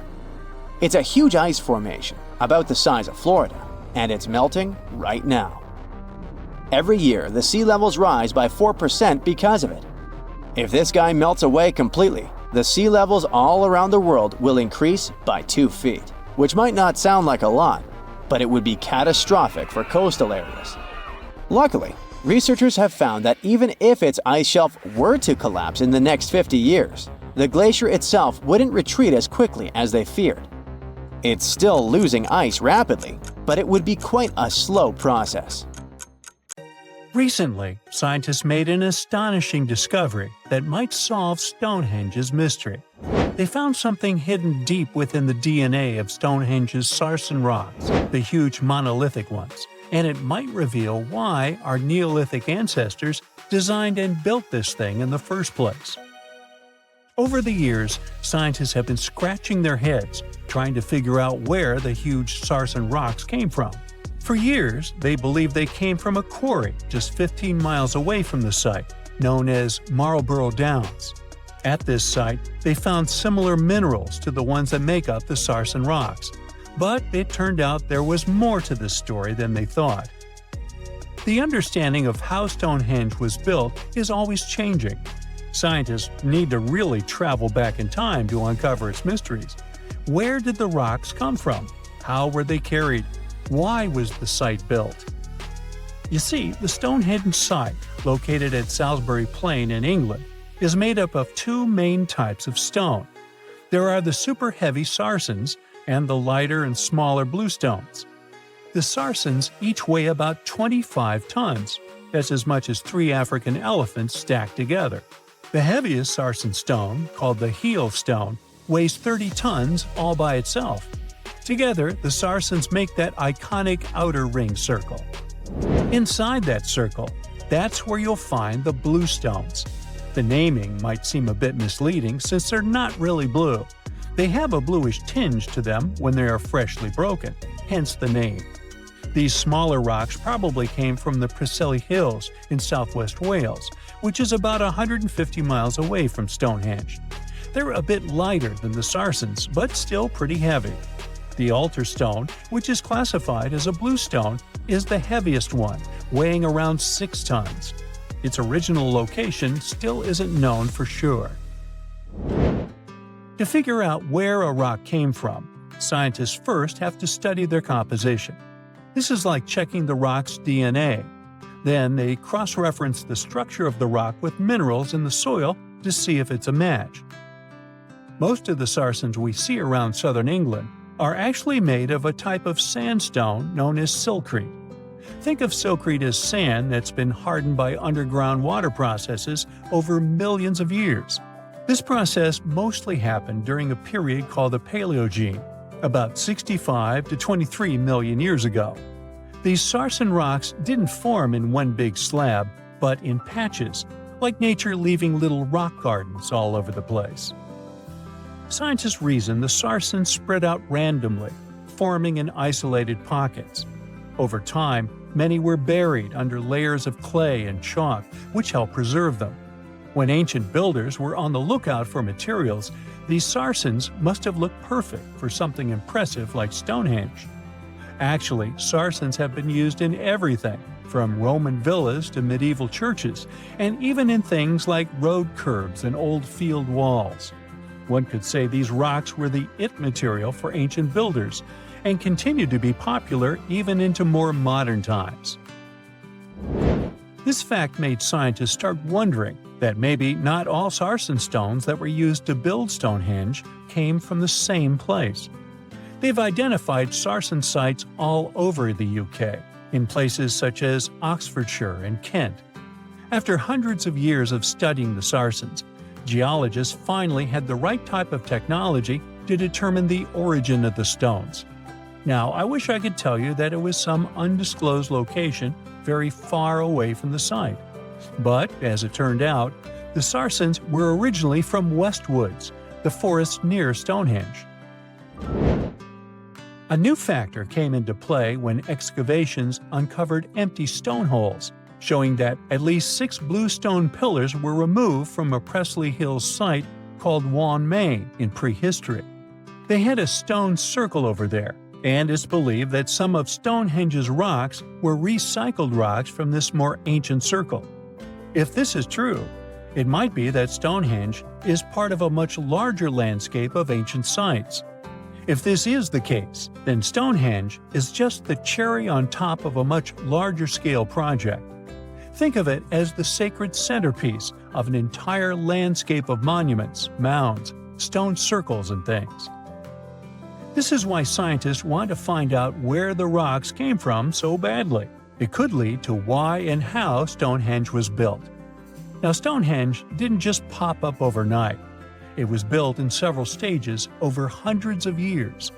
It's likely that it wasn't a single unified vision, but more like a big community project that evolved over time. With each generation, the builders brought in their own ideas, creating a stone structure that would last for ages. The first stage was around 3100 BCE. That's when people dug out a circular ditch and likely set up some bluestones as sort of a starter ring. Later, they added the Sarsens and even topped some of them with horizontal stones to form those famous arches you see today, also known as the trilithons. These ancient builders had some challenges on their hands. How would they move the rocks? There's an old theory known as the ice road that suggests that the rocks were moved by natural icy pathways that formed during the winter. This way, they could slide the rocks down all the way to Stonehenge. But hey, if we're talking about a distance of over 100 miles, that's not too realistic. Anyways, this theory was debunked because it was warmer back then than it is today. There's also the river theory, which suggests that the rocks were floated along the river from the quarry to the site. But if we're talking about Sarsen rocks, they're too heavy to float. So there goes that theory. What we're saying is, no one knows how the rocks were moved. Another interesting science tidbit came from all the research done in Stonehenge. A recent laser survey of the stones revealed the different stone working methods used, and has shown that some of the parts of the monument were more carefully finished than others. In particular, the northeast side and the inner faces of the central trilithons were finely dressed. FYI, a trilithon is one of Stonehenge's most famous shapes. It's when two huge monoliths receive a third one on top of them, connecting the two together. This fancy word is simply Greek for having three stones. But anyways, the bigger question, and the reason Stonehenge is so famous, is why it was built in the first place. Theories are all over the place, and some sound like they're straight out of a sci-fi show. So here's a rundown of the most popular ideas. There's, of course, the solar calendar theory. This one supposes that the stones are aligned with the movements of the sun, especially during the summer and winter solstices. During the summer solstice, the sun rises to the left of the heel stone, that's the lone stone outside the main circle, lighting up the entire monument. Some say it's the ancient version of a calendar, marking the year's longest and shortest days. Some archaeologists think Stonehenge might have been an ancient healing center. Pieces of bluestone have been found chipped away, possibly by people who believed they had healing powers. The theory goes that people traveled from all over to come to Stonehenge in hopes of a cure for whatever was ailing them. There's also some speculation that Stonehenge was the place to be. Think of it as an ancient gathering spot. Some evidence suggests that communities from distant areas traveled to Stonehenge for gatherings, feasts, and ceremonies. Studies of bones found near the site show they came from all over Britain, making it a sort of prehistoric meetup location. Something exciting and kinda unexpected popped out among the rocks of the Ica Valley in Peru. The bones of a really old whale that lived almost 40 million years ago. At first, no one was really impressed because the bones they found were big and weirdly shaped, so people just thought they were looking at giant boulders. I mean, that's cool too, but things got way better when they realized those were the remains of a very large ancient animal that roamed along the coast of ancient Peru. Plus, it was probably the heaviest creature that ever lived. Sorry, blue whale, I know you worked hard to get to the top. The length of over 100 feet and weight of more than 200 tons brought you the status of the biggest animal on our planet. But it seems you've held the title long enough. Time to hand it over to our next candidate, and that one's really gigantic. This ocean beast was probably shorter than the blue whale, but heavier, with a weight that could be between 93 tons and 370 tons. If it's closer to the higher number, it'll make Paracetus the biggest animal ever known to have lived on Earth. And it seems its weight was the result of having extremely thick, dense bones. You can see such bones today in manatees or some other early whales. Dense bones are a great tool for such marine mammals. This feature makes them heavy and allows them to stay submerged most of the time. But at the same time, if their body was too heavy, they would end up sinking all the time and they would waste too much energy to move back up to the surface. So, to avoid sinking, marine mammals need to have enough lighter tissues, like muscles and fat, to help them float in the water without using too much energy. Now, scientists didn't have the whole skeleton, which makes it hard to tell how big the animal was. But they used the ratio of the heavy bones to the lighter tissues in other marine mammals to estimate the overall weight of this giant ancient whale. Experts found these fossils about 13 years ago and spent the next decade freeing the whale from the rock. Its anatomy and age showed this whale was a cousin of Basilosaurus, a whale that had a long snout full of sharp teeth, and a sleek body similar to that of an eel. Even if Paracetus wasn't bigger than the blue whale, it was still a giant that ruled the ocean depths. Unlike modern whales, there's a possibility that this ancient fellow was a predator that liked to go after bigger prey. And this also changes how we see the history of whales. Scientists used to think these magnificent creatures became really big about 5 million years ago when they started eating lots of small creatures. But here's the proof that giant whales existed even before that. But it's still unclear how this whale managed to find enough food to sustain its enormous body. Plus, it's still hard to tell what exactly this ancient creature had on its menu. It was pretty large and not such a fast swimmer, so it's possible it searched for food in shallow waters. Then it probably ate crustaceans, clams, or some other small animals hiding in the sand. One theory says it was a scavenger, which basically means it munched on remains of everything that would come its way. It's not so unusual to find marine animals in deserts. Many of these regions used to be covered with water anyway. The Sahara in Africa is a perfect example. About 50 to 100 million years ago, this was not a dry desert, but a shallow saltwater body called the Trans-Saharan Seaway. The land is not wet there anymore, of course, but people who lived in that area knew about it because they used to find old shells across the desert. The sea was about 164 feet deep. That sounds enough for a nice swim. Some would say this area looked like modern Puerto Rico, with lots of sun and shallow water. Mangrove forests were a common thing as well as seafloors covered with mollusks, like snails and clams. The marine sediment that was left behind after the sea had dried up is full of different fossils. And the animal that lived in that ancient underwater world didn't look friendly. Plus, they were much bigger than their relatives from modern times, so a regular-sized human would end up as a snack, not even a whole meal. Normally, when animals live on small islands, they can become much bigger than their relatives from the mainland. This is something we call island gigantism, and it happens because there are more resources or fewer predators on islands.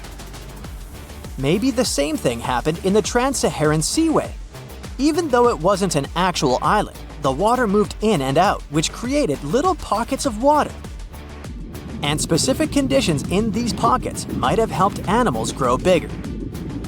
So we're talking about giant sea snakes, catfish, and fish that no longer exist today.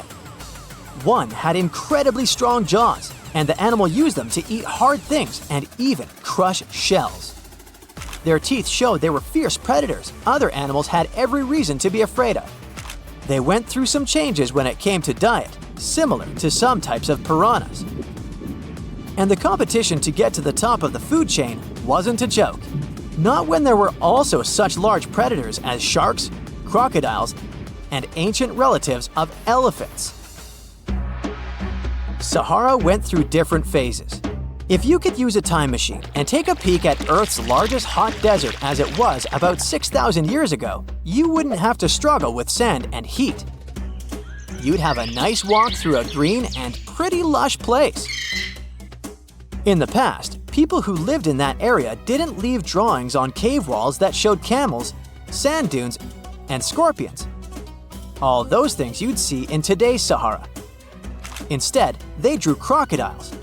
That's additional evidence that the Sahara used to have a lot of water and plants enough to support these big yet scary animals. Around 3 billion years ago, Earth might have been mostly covered with water. Today, it's about 71% of its surface, but it seems that our planet used to be a giant ocean world with no continents at all, just some scattered islands. Scientists studied special rocks in Western Australia that formed in a place deep under the ocean called a hydrothermal vent system. To explain this better, it's important to mention two common oxygen types, O16 and O18. O18 is heavier because it has extra neutrons. O16 evaporates from water more easily, and as researchers studied an old ocean floor, they found a lot of O18, more than in today's oceans. This way, they realized ancient Earth had less dry land than Earth today.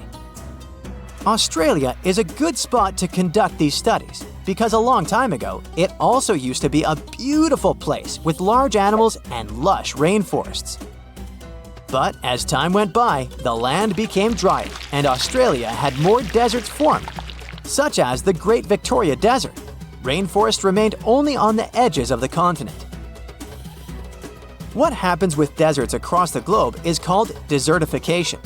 That's when land that used to be good for growing things turns into a desert or something similar. Our planet changes over time, together with its climate. But desertification also happens because of human activities, like mining, farming, and building cities. And when land turns into a desert, it's a problem because it can't support people and animals anymore. Food doesn't grow there. There's not enough clean water, and animals lose their homes. To help with this problem, there's a plan many countries agreed to. They decided to work with farmers to take care of the land, fix damaged areas, and manage water better. All in all, to make our planet a better place for life. Secant, cosine, tangent, sine, 3.14159. Yeah, that was the cheer we heard coming from the trigonometry club back in the day. For the rest of us in math class, terms such as sine, tangent, and pi were just bewildering. Who invented these and why? Was their only purpose to make it harder for students? Well, not quite. Trigonometry was invented by the ancient Egyptians. They needed this knowledge to construct pyramids, and they did a pretty good job too. The Great Pyramid in Giza still stands today, some 4,500 years after it was built. No recalls either. So let's get out of that classroom and on a journey through time to reveal the secrets behind the ancient Egyptians' precision. Here you are, standing on the Great Pyramid's construction site, some 9 miles from Cairo. Well, the city still isn't there, as you're surrounded only by the desert and teams of construction workers. They're transporting large stone blocks weighing 2.5 tons each. They're inside a wooden sled that sits on large rollers. A crew of 8 men rolls these blocks along the ground. You immediately think of the rollers on a supermarket cash register. The principle is exactly the same, but the scale is greater, much greater. Scientists estimate that the Egyptians used 2.3 million such blocks in the Great Pyramid alone. And the block in front of you is one of the lighter ones. The heaviest of them weighed up to 15 tons. But where did all these blocks come from? Most of them originated from quarries around Giza. It's not that impressive, you think, but wait until you hear how ancient engineers transported the granite used in construction over 500 miles to the pyramid. There were no railways or highways back then, but the mighty Nile was always there. Researchers even believe that the Egyptians dug a canal to connect the Nile directly to the pyramid's construction site. All they had to do then was to wait for the flood season to begin, and voila! The rising water levels floated the heavy stone blocks for them. But how did they lift the enormous stones on dry land to stack them up to the top? Did they use oversized cranes? Well, ancient Egyptians worked around this problem, literally speaking. One of the workers is now pointing to the giant ramp going around the pyramid they're building. This is how a mountain road zigzags its way to the top. If the ramp went directly to the top of the pyramid, then workers couldn't pull the stone blocks along it. It would be too steep. Scientists have calculated that 8% could be the maximum incline. So ancient Egyptians just extended the ramp around the pyramid. Again, these are all theories, as the ramp could have been inside the pyramid, as some researchers suggest. The exact building method is still a mystery, guarded by the Sphinx. That's its real name, right? Wrong. As the Great Sphinx is just the statue's alias. You know, the name writers take when they want to hide their true identity, or a singer's stage name. The Sphinx's real name, translated from Egyptian, means Horus in the horizon.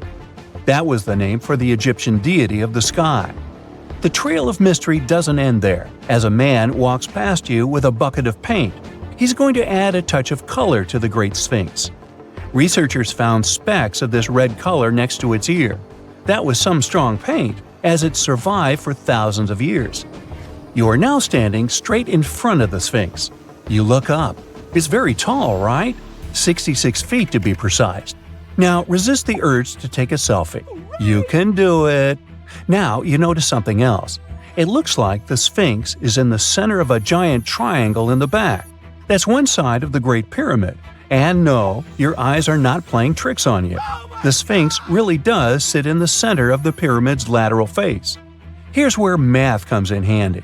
A pyramid has 4 sides, called lateral faces. There's also a 5th face, the base, but that's not visible. It's, wait for it, face down. The Sphinx has one last mystery to reveal: its age. Scientists agree that Pharaoh Khafre built the Sphinx. He ruled after his father, who had built a great pyramid nearby. So both structures were finished around the same time. Let's talk about numbers again. You've heard of Cleopatra, the Egyptian princess described as a woman of great beauty. Hello? She saw the pyramids, but she lived closer to the time of the first iPhone than the time of the people who built the pyramids. Fascinating, right? You can see thousands of people around you. They're working hard to build the pharaoh's tomb. But how many of them are there exactly? One Greek philosopher estimated there were as many as 100,000 workers. Seems like an okay number for such an enormous structure, but it can't be true. Science simply can't back up this number. Egyptologists put the total number of workers at 30,000. And yes, Indiana Jones was one of them, at least on the big screen, but he showed up late. Egyptologists know a lot about the pyramids, but not everything. Not because they don't want to, but because they haven't yet dug up enough evidence. They can only guess how the building process went. First, engineers would arrive to choose the right spot and do the necessary measurements. That's why they needed all that complicated math. Then, it's time for sourcing the material, the large stone blocks I mentioned earlier. When boats deliver them to the site of the future pyramid, workers can finally do their thing. They operated in smaller groups, but there were at least 2,000 of them chiseling and carving away at any given time. Sounds like a typical construction site today? Well, that's because it is, just thousands of years ago. It's amazing what ancient Egyptians were able to achieve with just copper and stone tools. The pyramid is now complete in front of you. But is it the same pyramid we see today? Why is this structure shining bright in the desert sun? Isn't it supposed to be a dusty yellow color? Well, no. Human activity and the elements have completely stripped the outer layer of stones over time. Expert craftspeople polished these blocks using nothing but stone and sand. The end result was a smooth and shiny rock. On the day it was completed, the Great Pyramid of Giza was a perfect triangle of light. Its polished sides acted like giant mirrors, reflecting the powerful Egyptian sun. This is the point where you should put your glasses on, and that shiny thing you see at the pyramid's very top is actually gold. The capstone at the top of the pyramid is called a pyramidion. It was covered in sheets of gold. As you can guess, these were the first stones to disappear. Let's make another stop before we get you back to your classroom. We travel to the British Isles, and no, Stonehenge isn't our destination. It is Newgrange in County Meath. Scientists estimate that the ancient peoples of Ireland built this stone monument around the year 3200 BCE. This makes it older than both Stonehenge and the Great Pyramid in Giza. The function of the circular mound in Newgrange is the same as the one of the Great Pyramid and equally mysterious. The estimated amount of loose stone present in the valley is over 220,000 tons. And it's not just randomly thrown on a pile. The order in which the stones are set makes the structure water-resistant. That would explain how Newgrange had survived for so long. Kinda makes you want to splash out the cash for that waterproof phone case, huh? Well, you're back in your school desk, but today's math lecture is the last thing on your mind. You're thinking about how great the Egyptian pyramids are, and if we have something similar today. It turns out modern engineers are just as impressed with the Great Pyramid as you are. There's a glass pyramid sitting in the main courtyard of the famous Louvre Museum in Paris. The panorama of San Francisco wouldn't be complete without the 48-story Transamerica Pyramid. But Las Vegas went the furthest. There we find the Luxor Hotel. It's so big that it's the third largest pyramid on the planet. And guess what's in front of it? Yup, a replica of the Sphinx. It's 110 feet tall, 2 stories higher than the one in Giza. Yeah, everything's bigger in Vegas. That's it for today. So hey, if you pacified your curiosity, then give the video a like and share it with your friends. Or if you want more, just click on these videos and stay on the bright side.